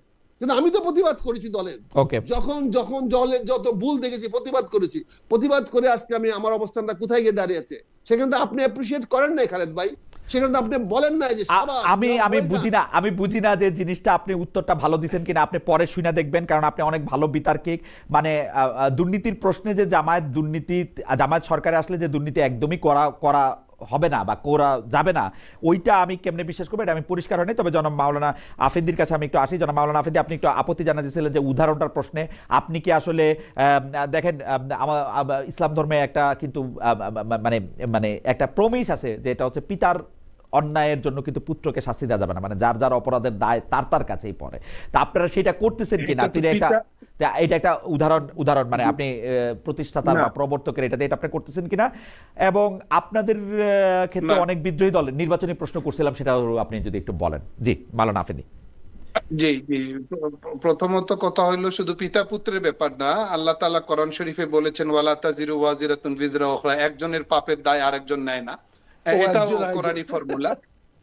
জি জি, এটা ঠিক আছে, কিন্তু গোড়া যেই জায়গা থেকে আমার উৎপত্তি সেই জায়গাটাকে আমি আমার আলোচনার টেবিল থেকে মাইনাস করতে পারি না।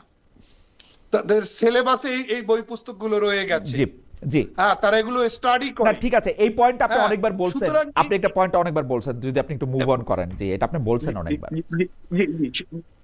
কিন্তু আমার বিপক্ষে আমি একটু বলি মাওলানা আফেদি, আমার বিপক্ষে একটু আমি বলি। আমি কিন্তু জামায়াতে ইসলামীকে একটা সাধারণ মানুষের চোখ দিয়ে বিবেচনা করতেছি, বাংলাদেশের একটা সাধারণ মানুষের নাগরিক। আমি আপনাকে বলতেছি আসলেই আমার এই বই পুস্তকগুলি পড়া আছে, মানে এটা জনাব গোলাম আজম যে বই পুস্তকগুলি লিখছেন, মাওলানা মওদুদী, আপনি ঠিকই বলছেন যে আমি অনুবাদে পড়ছি, আমি উর্দু পড়তেও পারি না, কিন্তু আমি কিন্তু জামায়াতে ইসলামীকে দেখি নাই গত 15, 20, 25 বছর ধরে, বা জামায়াতের গঠনতন্ত্রের কথা জনাব বলছেন যে এটার থেকে তো আমরা এটা দেখতেছি না যে ওনারা এইভাবে চালাতে চাইতেছেন, বরং উনারা ওনাদের প্রতিটা কথায় যেগুলি ইসলামের আসলে ফান্ডামেন্টাল, মানে দুর্নীতি করা যাবে না, হিংসা করা যাবে, মানে যেগুলি খারাপ, মিছা কথা না বলা, এগুলির ব্যাপারে কিন্তু তারা জোর দিচ্ছেন। এবং এই কথা কিন্তু সত্য যে জনাব মতিউর রহমান নিজামী, জনাব আবুল হাসান মোহাম্মদ মুজাহিদ, তাদের মন্ত্রণালয় সম্পর্কে যেরকম এগুলো দুর্নীতির কথা শোনা যায় না, তাদের পরিচালিত প্রতিষ্ঠানগুলি এই বাংলাদেশে সবচেয়ে ভালো চলছে। আমি ইবনে সিনা, ইসলামী ব্যাংক, এগুলি অনেকগুলি উদাহরণ দিতে পারি আসলে। জি, যেহেতু আপনি 15-16 বছর স্টাডি করে বাংলা বই পুস্তক পড়ে এটা পান নাই, এই কারণেই তো আমাদের বেশি সতর্ক করা দরকার, আপনারা দেখতেছেন না। ও আচ্ছা, মানে দেখতে পাচ্ছি না, হ্যাঁ এটাও হইতে পারে, যেহেতু আপনারা পাচ্ছেন না খুঁজে, সেহেতু তো আমরা যারা এগুলো অ্যানালাইসিস করেছি, আমরা যারা পড়াশোনা করেছি, আপনারও যখন আমি জিজ্ঞেস করলাম, আপনিও কিন্তু গোড়ায় গেলেন, মানে শিকড়ে, মানে আপনিও পাইছেন, এটা আমাদের বলেন নাই তো, আপনি তো শিকড়টা তো আমরা পেয়েছি। হ্যাঁ পেয়েছি, জি কোনটা মাওলানা আফেদি? পেয়ে বলছি, তাদের বই পুস্তকগুলো পড়ে বলছি। হ্যাঁ, দ্বিতীয় কথা হলো আমরা বাংলাদেশ জামাত ইসলামীকে একটি দল হিসেবে আমরা এখানে আপনাকে কোনো কথা বলছি না, বরং আমরা আমাদের সেফটি এবং সুরক্ষার জায়গা থেকে আমরা 5 আগস্ট পরবর্তী, অভ্যুত্থান পরবর্তী বাংলাদেশে আপনি দেখবেন, লক্ষ্য করলে, স্টাডি করলে এই বাস্তব সত্য আপনার কাছে উন্মোচিত হবে নিঃসন্দেহে, যে আমরা কখনো অবস্থান পরিবর্তন করিনি, আমরা এক জায়গায় ছিলাম। আপনি আমাদেরকে স্টাডি করলে সহজেই এই বাস্তবতার সন্ধান পাবেন, এক জায়গায় ছিলাম, মানলাম, কোনো নড়াচড়া করিনি। বাংলাদেশ জাতীয়তাবাদী দল বিএনপির সঙ্গে আনুষ্ঠানিক ঘোষণা দিলাম মাত্র সেদিন, মাসখানেক, দুই আগে, চূড়ান্ত কোনো সিদ্ধান্ত হয়নি, হলো তো সেটা সেদিন।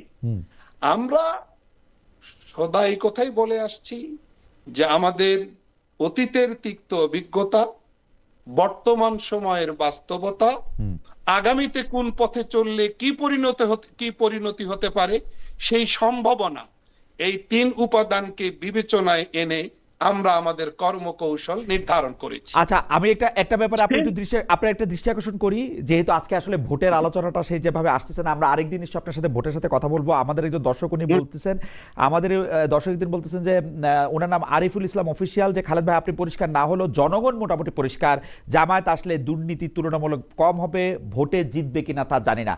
এক্স্যাক্টলি এই কথাটা আমি যেন আরো কয়েকজন লোকের কাছে শুনছি যে জামায়াত আসলে বাংলাদেশে দুর্নীতি কম হবে।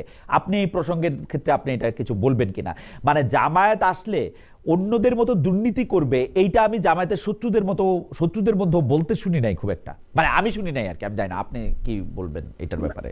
এইটা আপনি জামাত যেহেতু ইসলামের কথা বলে, এই জন্য ইসলামের মধ্যে দুর্নীতির কোনো মানে স্থান নাই, ইসলাম দুর্নীতির বিরুদ্ধে, সকল অনৈতিকতার বিরুদ্ধে, সকল অপরাধের বিরুদ্ধে জিরো টলারেন্স নীতি গ্রহণ করেছে ইসলাম। ইসলামে কোনো ছাড় নাই। যেহেতু জামাত ইসলামী ইসলামের কথা বলে, স্বাভাবিকভাবে ইসলামী ফর্মুলায় মানুষ এই ধরনের পারসেপশন, এই ধরনের আশা পোষণ করবে, এটাই তো স্বাভাবিক। আমরা এই ধরনের পারসেপশনকে আমরা সম্মান করি। বাট অন্য জায়গায় যদি প্রবলেম থাকে, তাহলে এইরকম সুন্দর চর্চা, শোভাবর্ধন, এটার আগে আমাদের গোড়া ঠিক করতে হবে।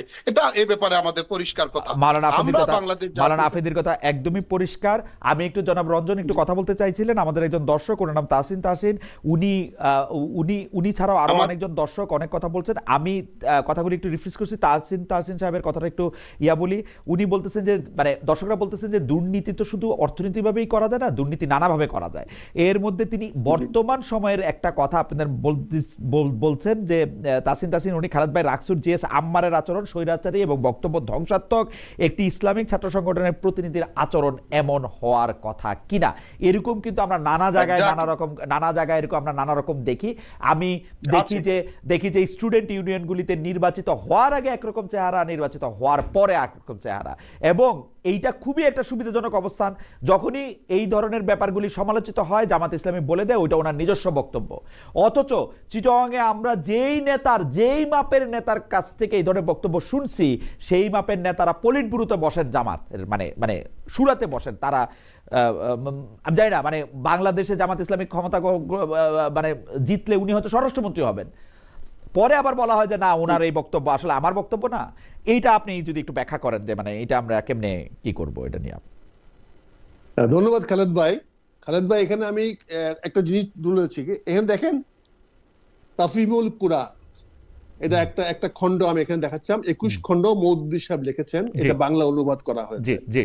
এখানে যদি কোনো ভুল থাকে, কোরআন শরীফে যদি কোনো ভুল ব্যাখ্যা থাকে, সেটা আফেন্দি সাহেব বলতে পারেন। এটা তো বাজারে আছে, সবার কাছে আছে। কিন্তু জনাব রঞ্জন আমি আপনাকে বলি, শুধু আফেদি সাহেব না, বাংলাদেশের আলেমদের অনেকে বই লিখে, কিতাব লিখে এগুলি আমি বলছি কেন, এটা কোরআন শরীফের একটা তরজমা করেছেন মওদুদী সাহেব। না, তরজমা আর তাফসীর এক কথা না রঞ্জন ভাই, তাফসীর আর তরজমা দুটো আলাদা কথা। এই তাফহিমুল কোরআন ছাড়াও আরো বহু পুস্তক আছে জনাব মওদুদী রচিত। জি, আমি এখানে আরো বলছি, এখানে মৌলানা মওদুদীর অনেকগুলো বই আমার সামনে আছে। তার মধ্যে আরেকটা আছে ইসলামিক বুনিয়াদী শিক্ষা। এই দেখেন ইসলামিক বুনিয়াদী শিক্ষা, এটা মওদুদী সাহেব লিখেছেন। এখানে আমাদের কাছে গোলাম আজম সাহেব কি বলেছেন, এটা আমাদের কাছে লেখা আছে। অধ্যক্ষ মৌলানা তৈবুজ্জামান জামাত ইসলাম সাহেব সম্বন্ধে কি লিখেছেন এখানে বলা আছে, আলেম সাহেবরা বলেছেন। আচ্ছা, আপনাদের একজন দর্শক বলছেন যে আম্মার তো শিবির করেন না, সেটা আমি জানি কিনা। আমি দেখেছি যে শিবিরের কর্মীরা আম্মারকে সমর্থন করছেন, এবং আমি জাকসুতেও দেখছি যে শিবিরের নেতা কিভাবে কথা বলছেন, পরে তার কথাকে আলাদা কথা বলছে। আমাদের দর্শকরা বলতেছেন যে আম্মার শিবির করেন না, এটা আপনি জানেন কিনা। মানে হয়বার আরেক দর্শক এটা বলছেন যে আরেকটা দর্শকের কথা বলি, উনি আমাকে বলছেন যে সরকারের জুয়েল আহমেদ ওনার নাম, সরকারের কোনো প্রতিনিধিকে ডেকে এনে দয়া করে এই প্রশ্নটা করবেন, তারেক রহমানকে এত প্রটোকল কোন আইনে দেওয়া হচ্ছে? সরকারের কোনো প্রতিনিধি আমাদের এখানে আসতে রাজি হলে স্বরাষ্ট্রমন্ত্রীকে পেলে আমি অবশ্যই প্রশ্ন করব। জি, জনাব আখতারুজ্জামান আমাদেরকে বই দেখাচ্ছেন। আমি বইগুলো দেখাচ্ছি, এই বইগুলা তো আছে বাজারে। এখানে যদি কারো ভুল ভ্রান্তি থাকে আলোচনা করতে পারেন, কিন্তু এইটা তো জামাত বলে না, এই জামাত ইসলাম বলে না যে আমরা এই বই অনুযায়ী চলবো। এখানে তো তারা তাদের গঠনতন্ত্র দিয়েছেন, এবং সেই গঠনতন্ত্র যে অনুযায়ী কমিটমেন্ট তারা করছেন। এবং তারা কি বলছেন, এই সকল মৌলিক বিশ্বাস চেতনার ভিত্তিতে শোষণমুক্ত, ন্যায় ও ইনসাফ ভিত্তিক সমাজ গঠনের উদ্দেশ্যে, মহান উদ্দেশ্যে বাংলাদেশ জামাত ইসলাম এই গঠনতন্ত্র প্রবর্তিত হইল। এখন আমার লিখিত আমরা কিন্তু আগাইতেছি না, মানে মেজর রঞ্জন আপনি একই জায়গায় আছেন, কিন্তু একই যুক্তি বারবার দিচ্ছেন সুন্দর সুন্দর করে কথা বলে। আমার কাছে আমরা তো আগাচ্ছি না, আমাদের জনাব আফেন্দির একটা বক্তব্যর প্রশ্ন, মানে আমরা আসলে এখন 1 ঘন্টা 13 মিনিট প্রায় কথা বললাম, কিন্তু একটা প্রশ্নের উত্তরই উনি চাইছেন শুধু, যে আসলে আপনারা যদি সরকার গঠন করেন তাহলে আপনারা ইসলামী শাসন আনতে কোন ধরনের ইসলাম আপনারা ব্যবহার করবেন, কোন ইসলাম সেটা আপনারা পরিষ্কার করছেন কিনা। এইটা ছাড়া কিন্তু আর কোনো প্রশ্ন নাই। আপনি বারবার গঠনতন্ত্র আমাদেরকে দেখাইতেছেন, সেই গণতন্ত্র দিয়ে এই প্রশ্নের উত্তরে আমি একজন নবীন একজন সদস্য হিসাবে আমি আমার আমিরের সঙ্গে কথা বলে বা আমি জামাতের নেতাদের সঙ্গে কথা বলে যেটা বুঝেছি, জামাত একটি ন্যায় ভিত্তিক, ইনসাফ ভিত্তিক সমাজ ব্যবস্থা গঠন করতে চায়, যেখানে রাষ্ট্রে তার সকল নাগরিক নিরাপদ থাকবে। এখানে এই কথাগুলো মনে রাখতে হবে। ন্যায় এবং ইনসাফ ভিত্তিক একটা সমাজ গঠন করা হবে এবং এই রাষ্ট্র গঠন করা হবে যে রাষ্ট্রে সকল মানুষ নিরাপদ থাকবে, ধর্ম মত নির্বিশেষে সকল মানুষের নিরাপত্তা নিশ্চিত করা হবে। ন্যায় এবং ইনসাফ ভিত্তিক সরকার গঠন করা হবে। আচ্ছা ঠিক আছে, আমার মনে হয় আমরা আজকে অনুষ্ঠান শেষ করি, আর না আগাই। আমি আফ্রিদি সাহেবকে একটু শুনি, আমি একটু আফ্রিদি সাহেবকে শুনি। আফ্রিদি ভাইয়ের কাছে আমার বিনীত অনুরোধ, আফ্রিদি ভাইয়ের কাছে আমার বিনীত অনুরোধ থাকবে, আফ্রিদি ভাই আপনারা ভয়ের কিছু নাই, আসেন জনগণের কাছে যাই, জনগণ যাকে ভোট দেবে, আপনাকে ভোট দিলে আপনি শাসন ব্যবস্থা কায়েম করবেন, ইনশাআল্লাহ আমরা মেনে নেব। রাইট, আমি 100 বার বলছি, আর জনগণ আপনাকে ভোট দিবে, মেনে নেব। কিন্তু আগে বলবেন না আপনি কিরকম হবে। জি মাওলানা আফ্রিদি, আপনি কথা শেষ করে দেন।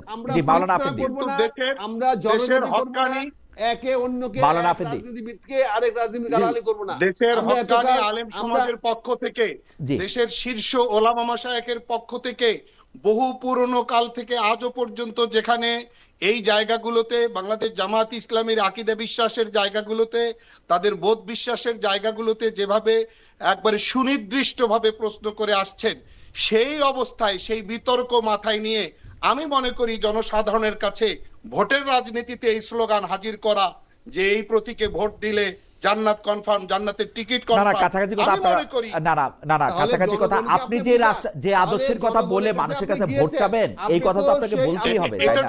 আপনি তো সেই ভোটের জন্য জনগণের কাছে গিয়েছেন, আপনি তো জনগণের কাছে সেই ভোটের জন্য গিয়েছেন, জনগণকে বুঝান, আমরা জান্নাতের কথা বলে ভোট চাবো। না আপনারা কি বলেন? আচ্ছা আমি বলি মেজর রঞ্জন, এক মিনিট আসলে মানে এত চিৎকার মাওলানা আফ্রিদি, আপনারা জনগণের কাছে ভোট চাওয়ার সময়, আপনি যে ইসলামী দলটার প্রতিনিধিত্ব করেন, আপনার জনগণের কাছে গিয়ে ভোট চাওয়ার সময় আপনি কি বলেন? আপনি তো ইসলামের কথাই বলেন, ইসলামে আপনার আকীদার কথাই বলেন। এখন ইসলাম এবং আকীদার সাথে পরকালের যে বেহেশত আপনি বলেন, জান্নাত আপনি বলেন, সেটা তো সরাসরি সম্পৃক্ত। আপনারাও তো মাঠে গিয়া লোকজনকে সেই কথাই বলেন। এখন জামাতের কেন দোষ হবে, আপনার কেন দোষ হবে না?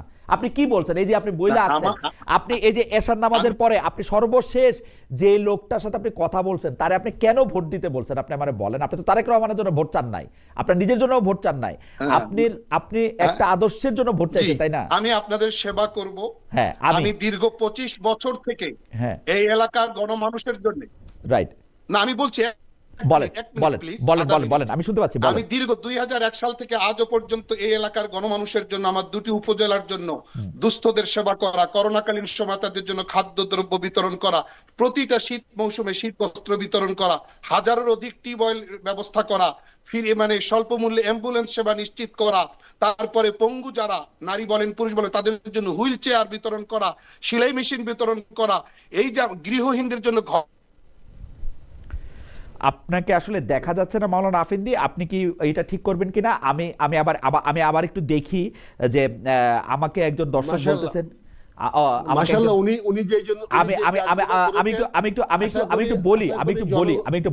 রঞ্জন ভাই, আমি একটু বলি, আমাদের একজন দর্শক, ওনার নাম রেজওয়ানুল হক 496, খালেদ মহিউদ্দিন ভাই, এইরকম রাগান্বিত আওয়ামী লীগ আমলে কখনোই আপনাকে দেখি নাই।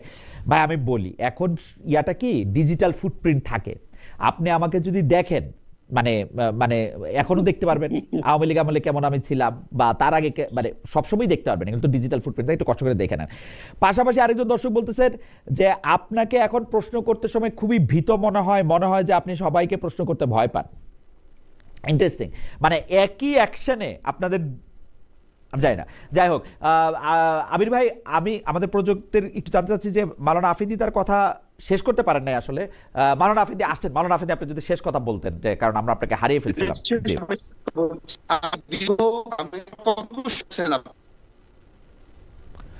কিন্তু বলা, আমার কতটুকু হয়েছে কথা শোনা যাচ্ছে কিন্তু আমার তো পরিষ্কার না, শোনা যাচ্ছে। কথা পরিষ্কার না, একটু মেকানিক্যাল আসতেছে। আপনাকে কি একটু ঠিক করতে করতে আমরা রঞ্জন ভাই থেকে 30 সেকেন্ড একটু শুনে নিব? একদম আমাদের অনুষ্ঠান শেষ কিন্তু, আসলে শুধু আপনার বক্তব্যটা শেষ করেন। না, যে- আচ্ছা এখন এখন ঠিক আছে, এখন বলেন মাওলানা আফেন্দি বলেন। আমার শুনেছেন আপনি, বিশেষ করে খুব দ্রুত। আচ্ছা, কথা কতটুকু শুনেছেন আপনি? আমি এলাকার মানুষের জন্য দীর্ঘ 25 বছর যাবৎ সেবা দিয়েছি। আগ্রহদের সেবা বিতরণ করা, বিতরণরা, না না, আসলে শোনা যাচ্ছে না, একটু ঠিক করি। আমি আপনাকে প্রশ্নটা করি, আমার ধারণা মাওলানা আফেন্দি আপনি এটা শুনতে পাচ্ছেন। আপনি 25 বছর ধরে আসলে ডোমরা ডিমলা মানে মানে ডোমার ডিমলার জন্য কাজ করতে, হ্যাঁ ডোমার ডিমলার জন্য আপনি কাজ করতেছেন।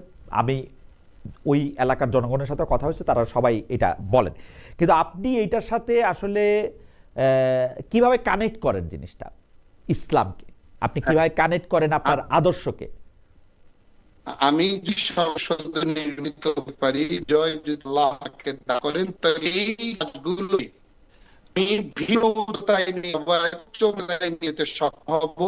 কারো প্রশ্ন না আমি আসলে আমার আসলে ভাই আপনার কানেকশনটা একটু মেকানিক্যাল হয়ে গেছে সামহাও, এটা হয়তো পাচ্ছে না, জোর পাচ্ছে না।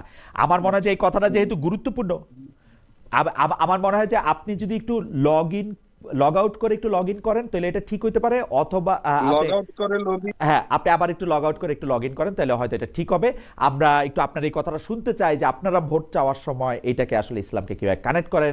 জামাতে ইসলামীর সম্পর্কে এটা বলা হয় যে জামাতে ইসলামী আসলে পরকালের বা অন্য লোভ দেখায়, তাহলে মানে আসলে অন্য ইসলামিক দলগুলি কি করে, বা এই জমিয়তে উলামায়ে ইসলামী কি করতেছে সেটাও আমরা একটু শুনতে চাই।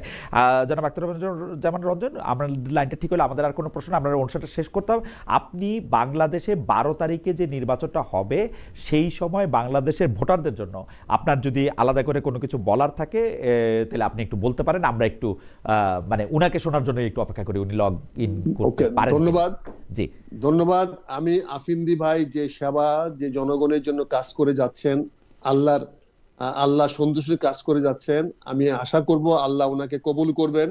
আশা করব আগামী 12 তারিখে উনি এই যে 21 বছর ধরে, গত 30 বছর ধরে কষ্ট করছেন জনগণের কল্যাণের জন্য, জনগণের ভালোর জন্য, এই যে টিউবওয়েল দিয়েছেন, কম্বল দিয়েছেন, করোনাতে কাজ করেছেন, আমি আশা করি জনগণ ওনাকে মূল্যায়ন করবেন।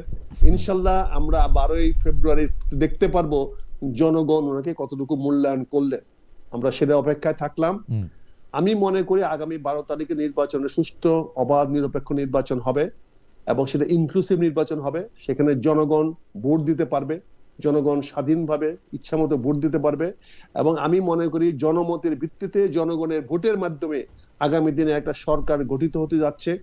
সেখানে আমি মনে করি যে কোনো দলে জয়লাভ করতে পারে। বিএনপি একটি বড় দল, তার ব্যাপক জনভিত্তি আছে। তৃণমূল পর্যায়ে বিএনপির যত কর্মী আছে, নেতা আছে, অন্য কোনো আমার মনে হয় ব্যাপারটা পরিষ্কার। আমরা অনুষ্ঠানটা আর লম্বা করতে পারবো না। আপনাকে অনেক ধন্যবাদ আফিন্দি ভাই, আপনার অনুপস্থিতিতে জনাব রঞ্জন আপনার জন্য অনেক শুভকামনা জানিয়েছেন এবং আশা করেছেন যে আপনি আসলে যেসব ভালো কাজগুলি করেছেন জনগণ তার সঠিক মূল্যায়ন করবেন। আপনি যদি কথাটা শেষ করতেন যে ইসলামী দলের একজন বড় নেতা এবং একই সাথে একজন আলেম হওয়া সত্ত্বে আপনার ভোটারদের কাছে কিভাবে কানেক্ট করেন আপনাকে ভোট দেয় এবং ইসলামের আকীদার সঙ্গে, পালনীয় আকীদার সঙ্গে।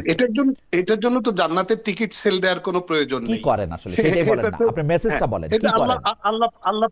আল্লাহ পবিত্র কোরআনে স্পষ্ট বলেছেন, ইন্নাল্লাহা ইয়া'মুরুকুম আন তুআদ্দুল আমানাতি ইলা আহলিহা। আল্লাহ তো কোরআনে ভোটের সিস্টেম রাখেন নাই, গণতন্ত্রটা তো কোরআনিক সিস্টেম না, কিন্তু সেইটা আপনারা ভোট চাইতে সময় ইসলামকে কেমনে কানেক্ট করেন? আমি বলছি তো, জি বলেন। ভোট একটা আমানত, আল্লাহ আমানতকে যথাস্থানে পৌঁছে দেওয়ার কথা বলছেন। আমানাত বহুবচন বলছেন, আমানাত বহুবচন, রাইট। ভোটও একটা আমানত। এই আমানতটাকে আপনি যাকে যোগ্য মনে করেন, যাকে সৎ মনে করেন, যে আপনার কাছ থেকে আমানতটা পেয়ে আপনার এটার অবমূল্যায়ন করবেন না, বিট্রে করবেন না, তাকে আপনি চুজ করবেন। যদি আপনি জেনে শুনে এই আমানতটা কোনো অসৎ ব্যক্তির হাতে ন্যস্ত করেন, তাহলে আপনাকেও এটার জন্য পানিশমেন্ট আসতে হবে। মাওলানা আফেন্দি, আপনার মেসেজটার সঙ্গে জামায়াতের মেসেজটার তফাৎ কোথায়? জি, আপনার আমরা মেসেজের তো সঙ্গে direct জামায়াতের মেসেজটা তফাৎ কথা, শব্দগত, যে হ্যাঁ আপনি গেলে জান্নাতের টিকিট এটা বিক্রি হচ্ছে, আপনি সৎ লোক হলে, ওইগুলি তো হচ্ছে ধরেন পপুলার রেটরিক, কিন্তু যেটা মেসেজ, সেই মেসেজের মধ্যে message। জামায়াতে তো সৎ লোকের শাসন চাই বলে এইটা বলতেছে যে আল্লাহ আমাদেরকে সৎ পথে চলতে বলতেছেন, সেই জন্য আমাদেরকে জামাত ইসলামীকে চুজ করেন। মানে পার্থক্যটা কথা আমি তো যে না, আমি পার্থক্য তো বিশাল পার্থক্য। কোনটা সেটা? একটা আদেশ, একটা সার্কুলার শুনায় দেওয়া, হ্যাঁ একটা আচ্ছা, সার্কুলার শুনিয়ে দেওয়া, আচ্ছা আর সহজ। একটা আপনার জান্নাতের নিশ্চয়তা দিয়ে দেওয়া, দুটো কি এক সমান হলো ভাই? না, এক সমান হলো না। তবে তাহলে? আপনার মেসেজের ক্ষেত্রে আজকে আসলে মাওলানা আফেদি অনেক কিছু আমি আপনার কাছে। আমি আমাকে জি। একটু সময় দিতে জি জি হবে। বলেন বলেন বলেন। আমাকে আমার এক ভাই প্রশ্ন করেছেন যে আপনার নির্বাচনী এলাকায় এরকম কিছুটা আমরা মেসেজ পেয়েছি, স্থানীয় রাইট রাইট, নেতা, না এটা আমি প্রশ্ন করেছি, আমাদের রিসার্চ দলই প্রশ্ন করেছে। ও এটা আপনি বড় বলতে চান। দল হিসেবে, জি বড় দল হিসেবে তাদের অনুসারীরা এরকম একটা প্রতিক্রিয়া দেখাবে, এটা তো খুব স্বাভাবিক। আমরা আশা করছি সময় গড়িয়ে যাওয়ার তালে তালে এইসব বিষয়গুলো বিএনপির হাইকমান্ড এবং নীতি নির্ধারণী ফোরাম এগুলো আমি মনে করি সুচারুরূপে আমি সুন্দর পন্থা এগুলির নিষ্পত্তি করবে, আমরা আশা করছি। আপাতত আমাদের ফিল্ডের অবস্থা ভালো, আমরা ভালো অবস্থানে আছি। আপনাকে ধন্যবাদ। আপনাকে অনেক ধন্যবাদ। মাশাআল্লাহ। আজকের অনুষ্ঠানে আমাদের অনেক দর্শক আমাদের সঙ্গে ছিলেন এবং অনেক এঙ্গেজিং দর্শক ছিলেন, তারা নানা রকম কথা বলেছেন। আপনাদের দুজনকে ভালো